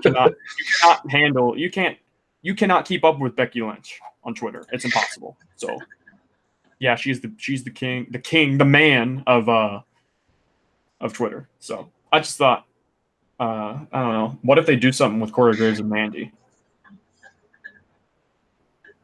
Maybe. I don't know. Isn't Mandy dating wasn't she dating like Tino Sabatelli? Or am I just imagining that out of thin air? I don't know. I'll look it up. Okay, I'll get on to the next point. Yeah, I'll get on with this. So Mandy and Sonya come out, and it's Mandy versus Naomi, and Mandy takes off her shirt that she has, her merch, and under it is an Usos shirt. So she's like playing mind games with Naomi. So Naomi's real pissed off that she's wearing an Usos shirt, and Mandy escapes the ring, and then it's Sonya in the ring. So it turns out it was actually Naomi versus Sonya. So Sonya gets the upper hand on that. So Naomi starts to mount a comeback and everything, and this is where the story gets juicy, right? So Naomi's starting to make her comeback, and she hits the rear end, I think, and Mandy gets on the mic before Naomi can do anything else, and Mandy's like, hey, you know how I'm like obsessed with your husband or whatever. She was thinking of Jimmy. She was thinking of Jimmy Uso. And I wanted to tell you that I sent him this. and she points to the Titantron, and it's a picture of her seemingly naked under a towel. And I got something to ask about this. Is this supposed to, like, annoy Naomi that she sent a towel selfie of her seemingly, supposedly naked under the towel to Jimmy Uso? Is this supposed to annoy Naomi? Because Mandy Rose on Instagram posts way more revealing selfies and posts on Instagram than this towel photo, right? Also, if Jimmy Uso is not even like reciprocating, what is Naomi's beef? Like I understand, like, hey, that's her man and everything like that, but like if Jimmy Uso is just shutting down Mandy Rose, doesn't Naomi know this is just like, this is where like the whole stupid babyface thing comes into Yeah, it? it's just heel mind games. Exactly. Yeah, they do kind of portray Naomi as dumb, if that's And the case. yes, you And I were don't right. like She is Mandy Rose is dating Tino Sabatelli. Okay. I knew I didn't just imagine that. Also, Tino Sabatelli was drafted at the second round of the NFL draft. What a bust. Who did he play for? He played for 3 teams. He played for the Tampa Bay Buccaneers for 3 years. He played for the Cleveland Browns for a year. Then he played for the Kansas City Chiefs for a year. Wow. How about that? Man. Yeah, he left the NFL in 2011. Is he still recovering from injury? He has to be, because I mean, when he was supposed to have an NXT title match. That's right, at a house show. Yeah, I think he blew out his knee. I think. Oh no, he tore his pec. Right. Yeah. That sucks. So yeah, this whole distraction. This distracts Naomi horribly. Sonya Deville does a Hellevator as her finish. I guess that's her finisher. Like Matt Morgan's Hellevator, you know? TNA. The Hellevator. And can I say something about the Hellevator too? This move looks like it does more damage to Sonya. Because if you watch her do this, and Matt Morgan for that instance, if you watch Sonya do this, it looks like she's being DDT'd. It does. That's what I thought. I thought, well, damn, Naomi, what a great counter. She just DDT'd Sonya. And then Sonya went for the pin. I was like, wait, what? And Sonya won, and Naomi was in the ring, gobsmacked that she lost, or gobsmacked that her man is being sent quasi-nudies, you know? And, I mean... I think that should be our new podcast name, quasi-nudies. Yeah, well, maybe poor choice of words because of... We can get into that. Talking about Toni Storm, because I actually do kind of want to bring up a point about that, about the whole cloud thing. Yeah. We'll save that for the very end. Okay, we gotta get this right. A good place to that's true. Put that in. All right, so after that was that Randy Orton? Randy Orton backstage giving his usual most dangerous letters in sports entertainment, RKO. And then it went straight to Rey Mysterio afterwards. Yeah, it went straight to Rey. He proved to Randy that he could not be handled by him or whatever, and he's going to come back. He's going to show why he came back, to become the champion once again. Then Mustafa Ali said that he used to be the heart of the cruiserweights, but now he wants to be the heart of SmackDown, and he has my vote. So yeah, after that they did more of those New Year's resolution segments. They did a iconic duo. They said they're going to win the tag team titles, the women's tag team titles. Carl Anderson and Luke Gallows were backstage doing that New Year's resolution. They were going to eradicate the world of nerds. Yeah, that old typical thing. And Shelton Benjamin had a moment of honesty, saying that this whole thing is stupid.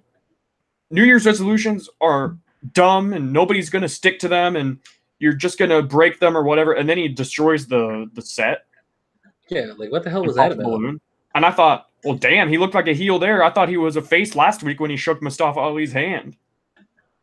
Introducing him or welcoming him to SmackDown, you know? Yeah. So maybe his new gimmick is that he hates fun. But then again, isn't that kind of a Daniel Bryan's gimmick a little bit? Just a little bit? I don't know. Oh, well. Yeah, Samoa Joe then cut a promo backstage. And he pushed Hardy deeper into his madness and his abuse or whatever, you know. And that was just it. Just Joe hyping up how he's going to win the title. Wait a minute. Didn't he say that he's going to win the Rumble and the title? I don't remember. That doesn't make sense. I need to use the bathroom, so I don't know if you want to go over the next part, and I'll just jump back in. Yeah, I can go over that. Okay, awesome. Okay, so next part was John Cena's return, and this segment was cool because it's always fun to see. It's always great to see John Cena back because he's been gone for a while, and everybody loves Cena. Whether you hate him or love him, you still love him. Nobody actually dislikes John Cena unless you actually hate fun, like Shelton Benjamin, I guess. But yeah, John Cena returned, and he mentioned he was going over all the things he's done since he's been gone for so long. Like in 2018, he was mentioning all the things he did in 2018. Sorry, and talking about how he lived in China for 6 months. He wrote a children's book. He bought a ticket to WrestleMania and said he shouldn't have been drinking so much beer before his match with Taker, which was kind of funny. Like, that's his excuse for losing to Undertaker at Mania. So that was pretty funny. So, and then he talked crap about his own haircut, which is like a meme now. His haircut where he looks like JBL. I still think that this is a good idea, is what he said. So that was funny. And he said, even though I've been gone for so long, or even though I've been through, even though I've done all of this stuff, I feel like I can still float like a butterfly and sting like a bumblebee, which was more product placement for his movie. Bumblebee. Yeah. And he said he's going to wait for someone's music to hit, and he doesn't care who comes out. He's going to fight kind of another open challenge. So I think it was more like he was just saying every time he comes back, somebody comes back and tells him he's a nobody. Right. And that, part-timer. And he was just waiting for someone to do that. And he said, I'm gonna wait for any man to come down to that ramp. And I thought, oh, it's obvious. I mean, I got spoiled, sadly, because it was taped. I got spoiled that it was Becky Lynch coming out, which ruined.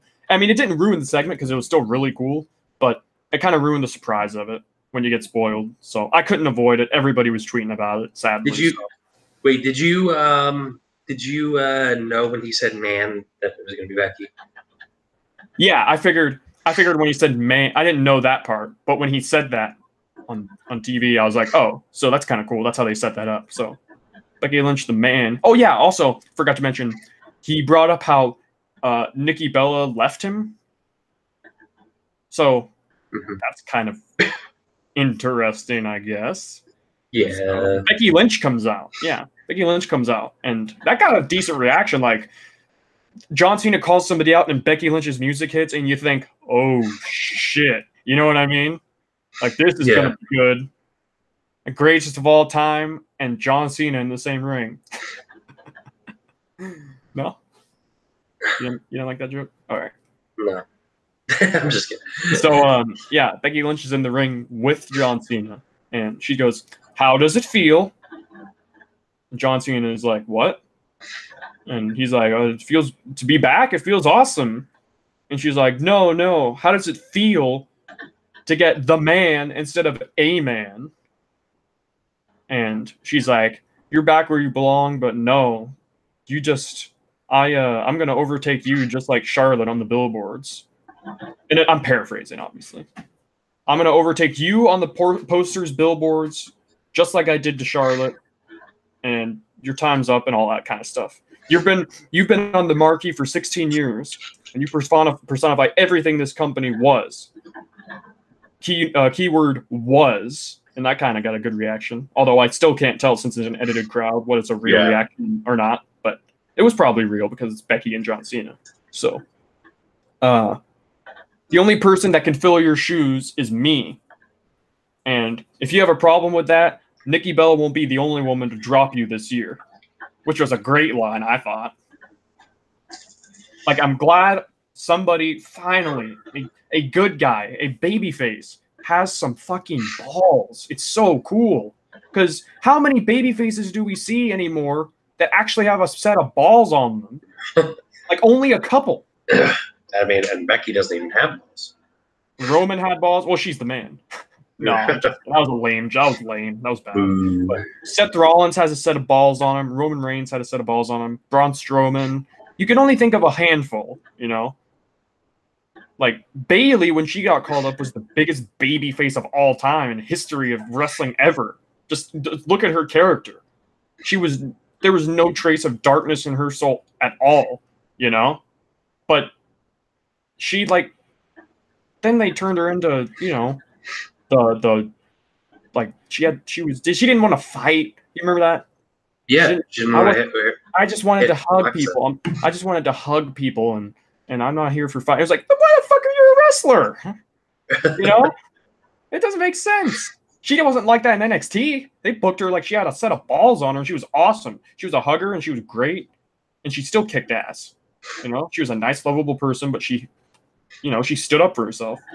So it's refreshing to see a babyface that actually can stand up for themselves and doesn't feel sorry for themselves and all that. You know, kind of like Cena. You know. So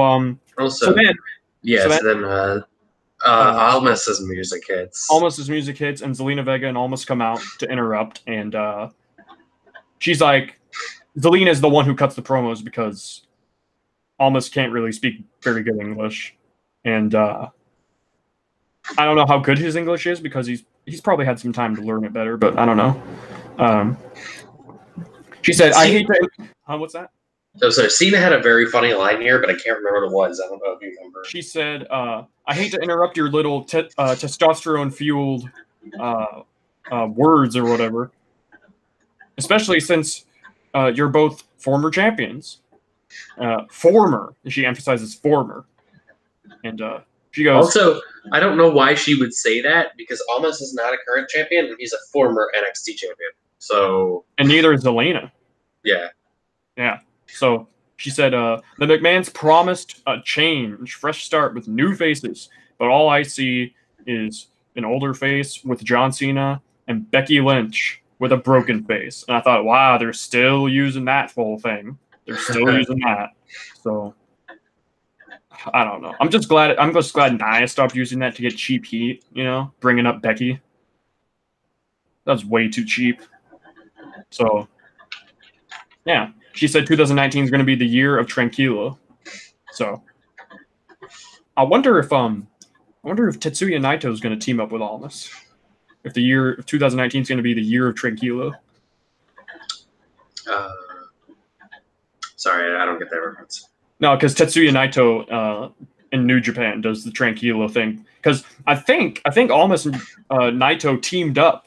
They were a tag team years ago on the in Mexico and Japan and all that stuff. And it was actually heavily reported that WWE wanted to sign Tetsuya Naito, but he didn't want to go, and I don't blame him because if you watched how they treated Nakamura, like as an afterthought, you know, sadly. Well, I mean, all you need to know is New Japan is the best. Every wrestler that I like in WWE should quit, join New Japan, and fuck you, Vince. Too sweet me. Yes, too sweet me. In all caps, too sweet me. Too sweet me. No, but yeah. So then they have a match. Cena calls them out and it's like, get in here and wrestle us. We're gonna have a tag team match. So I guess John Cena is the new GM of SmackDown because they just allowed this. So, this actually was cool. I thought this was cool. Yeah, and actually, it was actually interesting because Cena sold the whole match. Mm-hmm. I thought that watching it live, I thought, oh well, John Cena's returning, so Becky's gonna sell the whole time, and Cena will get the hot tag and come back and win. But no, I was pleasantly surprised to see Becky was the one who came in and ran wild, and that was pretty cool. And I'm sure Cena probably doesn't care either way, you know. Like he said, it's not his. He said in an interview like a couple weeks ago, "My time is up. Someone else's time is now." So, Cena sold a lot, and they had a spot where, obviously when the ref's back is turned in a tag match, the illegal person steps in to like deliver some offense to the good guy, you know, because they're heels, and Zelina Vega did this one move where she John Cena was on the ropes and in the ref's backwards turn. John Cena was on the ropes and she tried to do this big stretch on John. Do you remember that? It looked totally sloppy and it was unfortunate. I don't know what. It just looked odd. It didn't look like it hurt at all. So that's kind of a long spot to be doing for ref having his back turned thing, So either way, Cena sells the whole time and eventually gets the hot tag to Becky, and Becky runs wild all over Zelina. She hits her with a Bex floater, and she hits her with more moves. And she didn't hit her with the stunner. Did you see that she's been hitting the stunner on house shows? Oh, who, Becky? Yeah. But I must add, people have been. I'm sure you've seen the comparisons between her and Stone Cold on Twitter and everything. A lot of people are calling her the next Stone Cold, right? And people are like, "Oh, she's doing the stunner on house shows. What a shock!" And people, don't like it. But I'm pretty sure even before she became badass Becky, she was doing the stunner on house shows anyways. I think she was doing that before she became Stone Cold Becky Lynch. So don't shit all over it too much, fans, because I think she's been doing that for a while. But yeah, Becky is going wild, and then Almas comes in and Cena come in, and Becky's just standing there watching Cena hit the shoulder tackles on Almas, and which sets up the 5-knuckle shuffle. Of course, he does the 5-knuckle shuffle and. Almost rolls out of the ring, and John Cena's doing his whole okay hand thing, in the air, and Becky throws Cena out of the ring. That was amazing. I thought that was hilarious. Awesome. Because she didn't want him stealing the spotlight. That was awesome. That was great. And Zelina rolled up Becky, and I thought, I swear, if Becky loses this match because of that, via roll up, I'm gonna be pissed. But she didn't. She countered it into a disarm her, which was a pretty cool counter, and Zelina Vega tapped and. Zelina tapped pretty much quick, immediately too. Yeah, I thought this was a fun match. Oh yeah, it was definitely a house show match. Yeah, it was fun. And after the match, they're outside the ring, and John's John looks shocked that he got thrown out of the ring, but he goes for a handshake with Becky outside the ring, and Becky's about to shake his hand, and right at last second. She pulls her hand back and does the "you can't see me" to John. And I just think I can't believe it, but they're actually pushing someone and booking them so good, whoever is doing this, whoever is working with Becky and telling her what to do, or maybe she's doing it her own. Maybe she's got free creative control, which would be nice. Right? Yeah, I highly doubt that. Yeah, that's true. But honestly, whoever is booking Becky, just keep doing what you're doing. It's going great. She was awesome. She's a badass. It's great. So next up, we got a recap of the Miz and Shane segment, which I talked about. I don't like it, and I don't know. I'm just not seeing it. I have a feeling that this is leading to where we all think it's going to go, and it's just going to be another Miz heel turn. Yeah, that's true. Because when Shane said, "You better not screw me," isn't that kind of like the universal giveaway that he's going to get screwed? Exactly. Yeah, that's. I mean. Whatever. I just think the story is it doesn't make sense. Again, with the whole my father isn't proud of me, even though he's a Grand Slam champion, but he molds him after Shane. That's a real man. What? Shane has done nothing. What has Shane done? Yeah, of all people just look at in WWE and say, that's a real man. Shane McMahon. If I was a wrestler and I made it to WWE, which is the biggest company in history, and I became a Grand Slam champion, and I won a Slammy, and the only thing I have never done is win the Rumble, but that's it. I've done literally everything. And my dad said, damn, You know who you should you know who I really like? I mean, I'm not proud of you, but you know who I'm a real big fan of? Shane McMahon. Like, what? I've done everything. Shane has done nothing.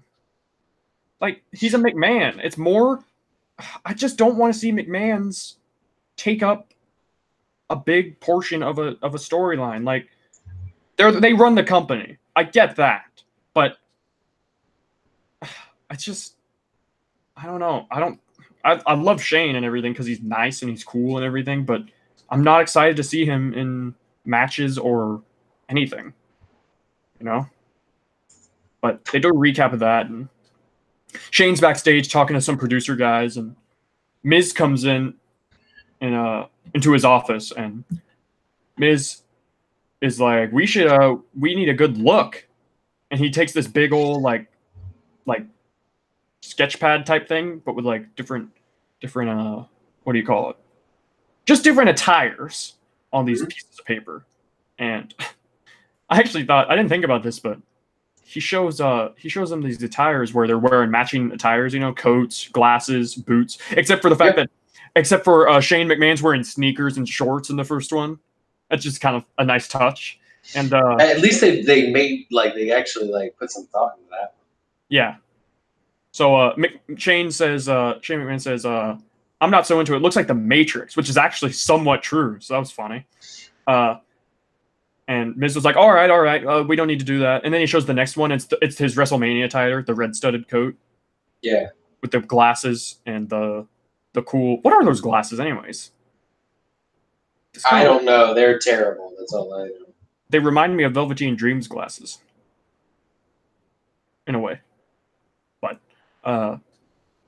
he's wearing the sneakers again, and then he flips it again, and it shows the gear without the coats, where Shane has his shirt off. And when's the last time we have ever seen Shane without his shirt? I don't think ever. Yeah, and then didn't they say something about oh look, it's Goldberg's body? I thought the same thing. Yeah. And then he was like, oh, but your body's better than Goldberg's. It looks like Goldberg's body. That's exactly what I thought. It looks like Goldberg's torso, like his chest. Yeah. All ripped. I highly doubt Shane is ripped. No, he's not. I know. I think that was a joke, though. Yeah. So because I think Shane said something like, "Is that Goldberg's body?" And then Miz goes, "Oh no, but you got a better body than Goldberg." Yeah. And so then Shane's like, "Whoa, you really keep trying at that or whatever." And Shane walks away with Miz going into a long spiel about how they're going to be the greatest, and he turns around and Shane isn't there, of course, that old gag. And Miz is bewildered or whatever. And that's that package, the video package. And I don't know. I still don't see it, but we'll see, I guess. And next up, they hyped up the NXT call-ups again. And then Asuka's backstage with her title, and Triple H comes out of nowhere and congratulates her on the win for winning the title. And I thought, didn't he do that already at TLC? Because he takes those pictures, Yeah. When they win titles.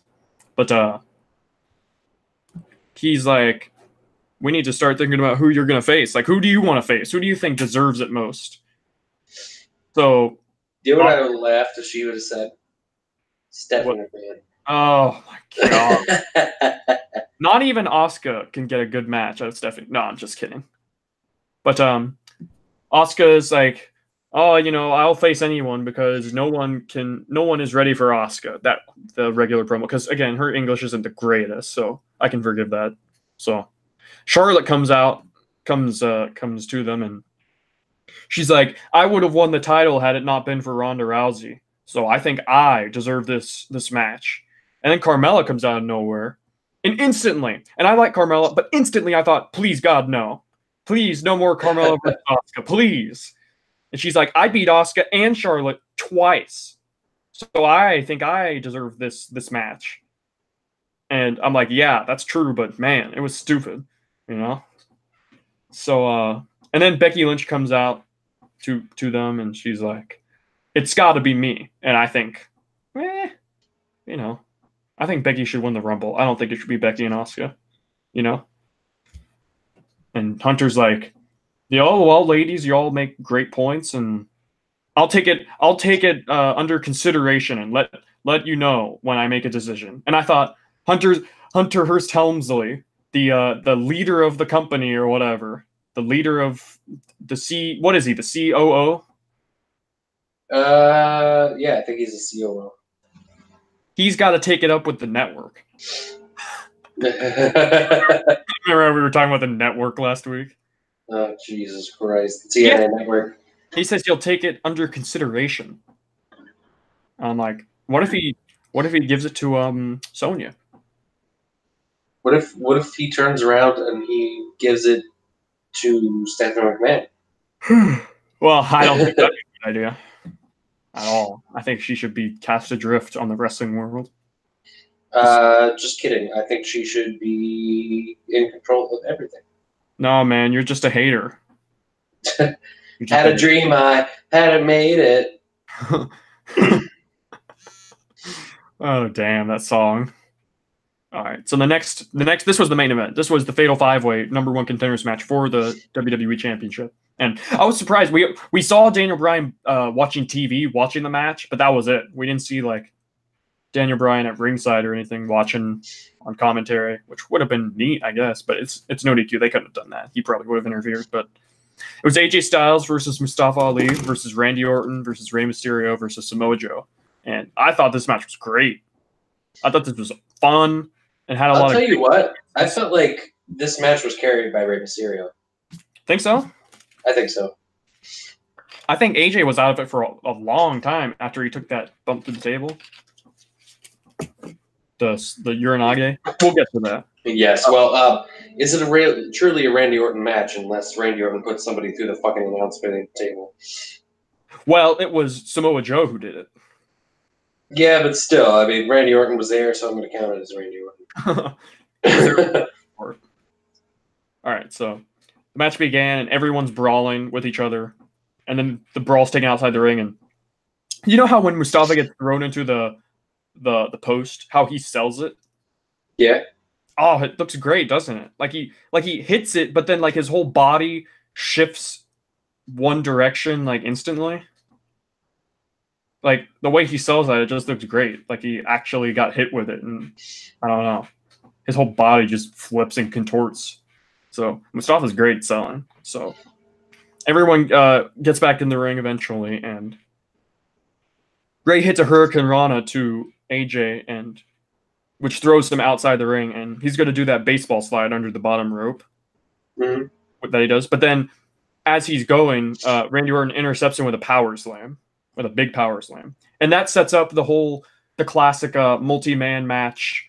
I'm going to hit my big move, and then right after that, somebody's going to hit their big move on me, right? So Mustafa comes in and hits that drop kick he does, where he's thrown into the air and he kicks Randy in the chest. Then Joe comes and hits a belly-to-belly suplex onto Mustafa.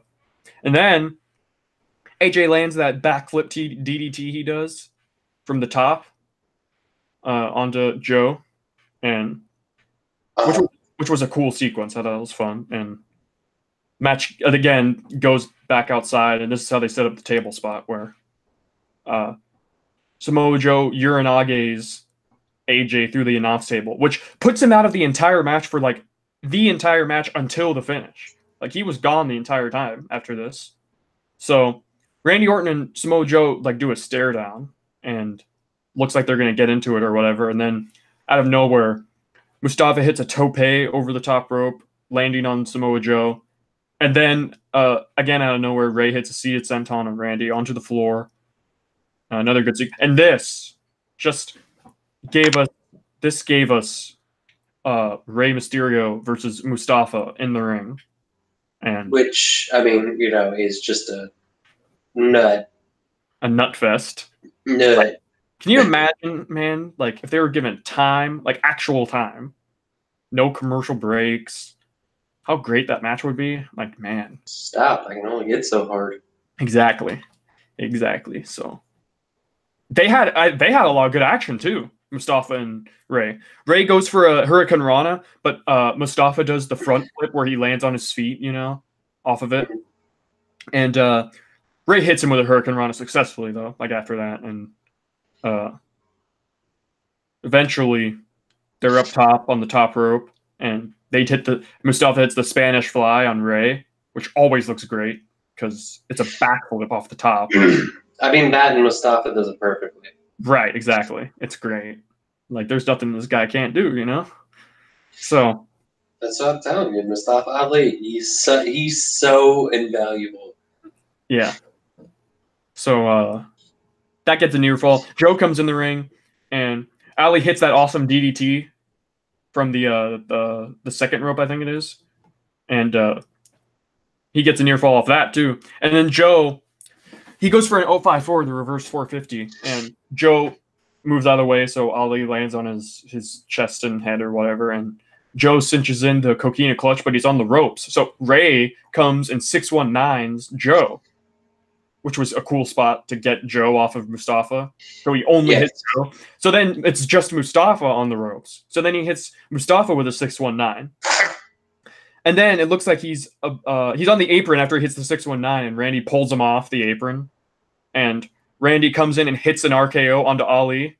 And it looks like that could have been the finish, but a perfectly timed springboard leg drop onto Randy to break up the pin. Did you notice that Charles Robinson, when that happened, because he was right there when Ray hit that leg drop, it looked like Charles Robinson was like having a seizure or something? I didn't actually notice that. No. He was like, ah! Like he was afraid that he was going to get hit, which was funny.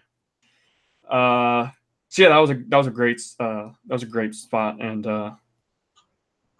he hits eventually Ray hits the 619 onto Randy.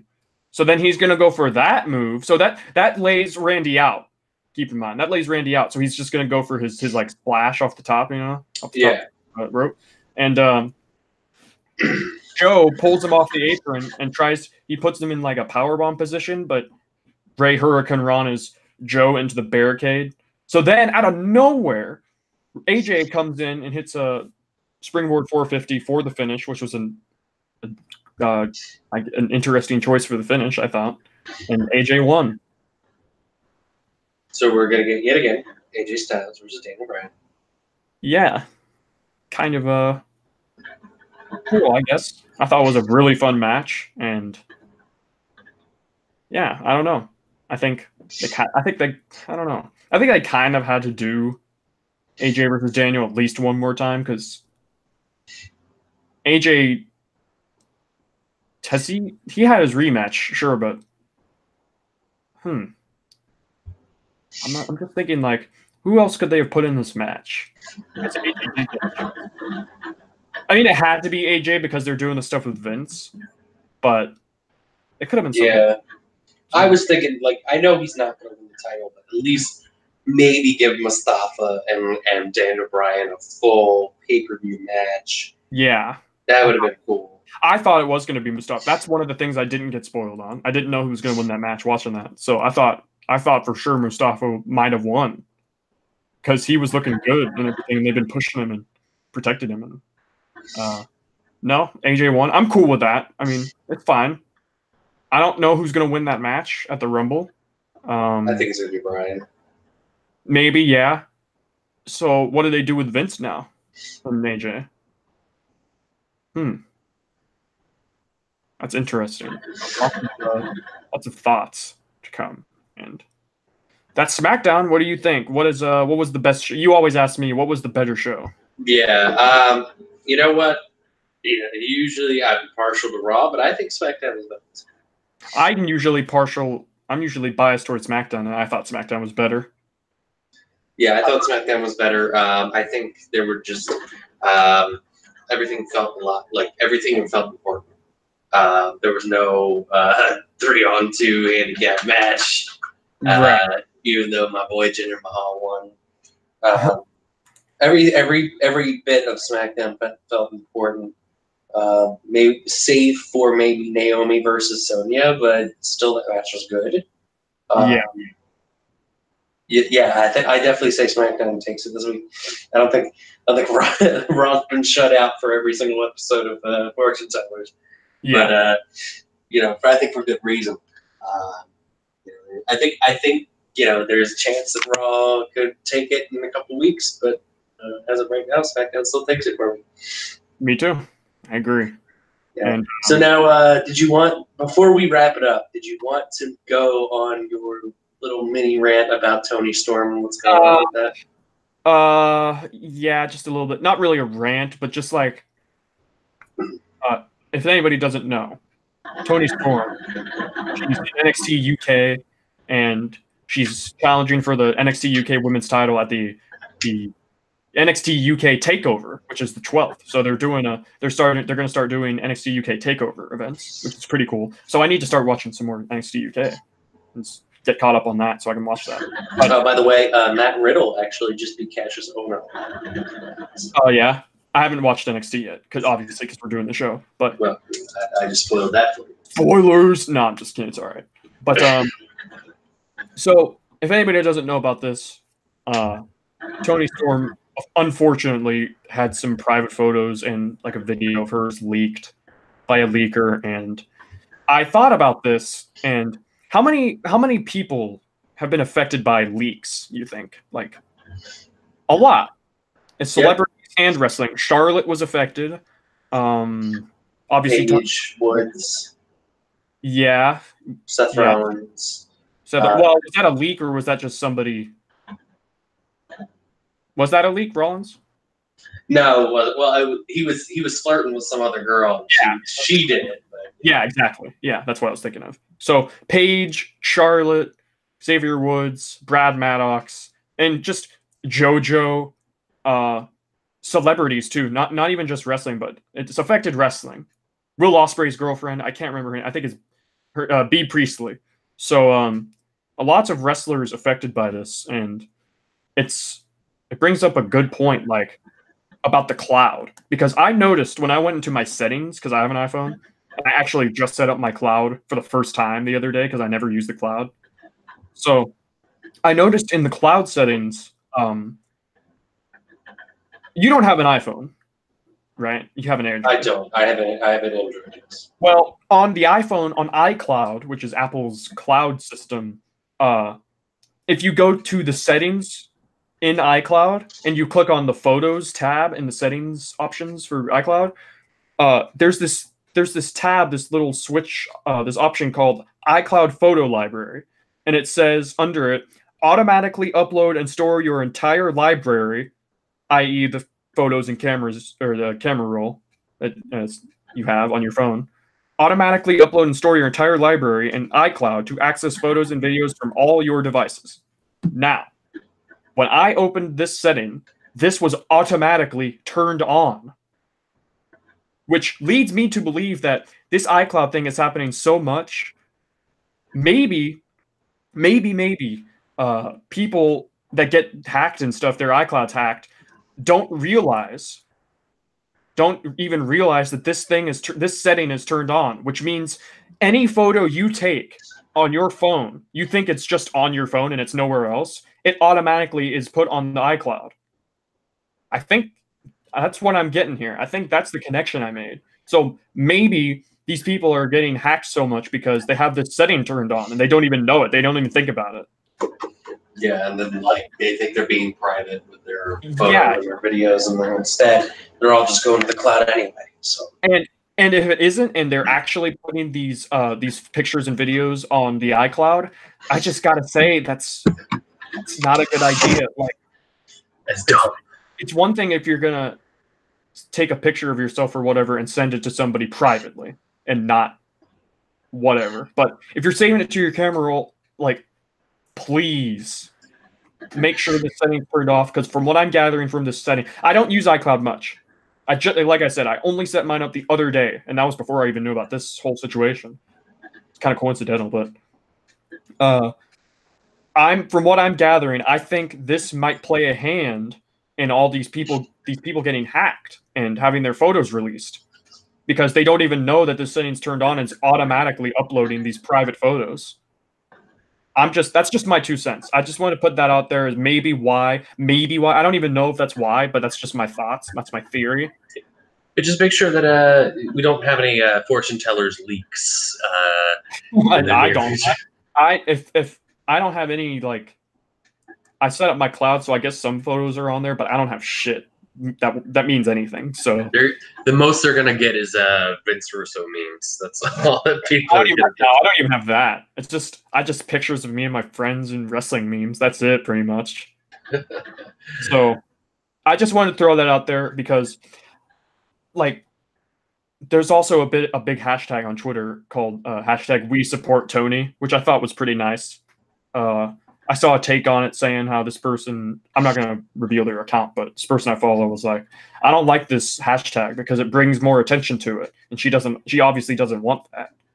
And I'm like, well, no matter what, there's going to be attention on it anyways. I don't think there's anything wrong with I think it'll probably make her feel better to know that people there's really so many people care.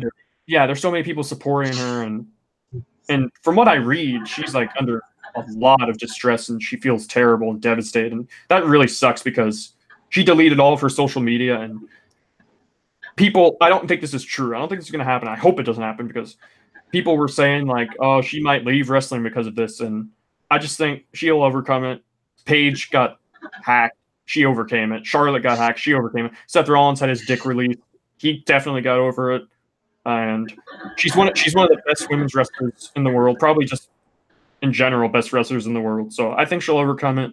I hope. I really feel bad for her, and just this can be preventable. Just don't pull your phone out and don't take any videos or pictures. And I'm not blaming the victim. Like, this should not happen. I think people should be able to send whatever photos they want without the fear of having people like leak them. You know what I mean? Exactly. But it's just preventable is all I'm saying. That's all I'm saying. So yeah, that's a good PSA. I think we're definitely over time again. Of course. I think this is probably just going to be the norm for our episodes. Yeah, but that's episode 3 of the Fortune Tellers podcast, SmackDown and Raw, for the dates of 12/31/2018 and 1/1/2019. Thank you very much for tuning in. I hope you guys enjoyed the podcast. And if you guys are new and you want to go ahead and subscribe to the Liquid Juffles account that this is on, we're trying to see if we can get our own account working here. Fortunately, YouTube is being a little bit of a stubborn asshole about it.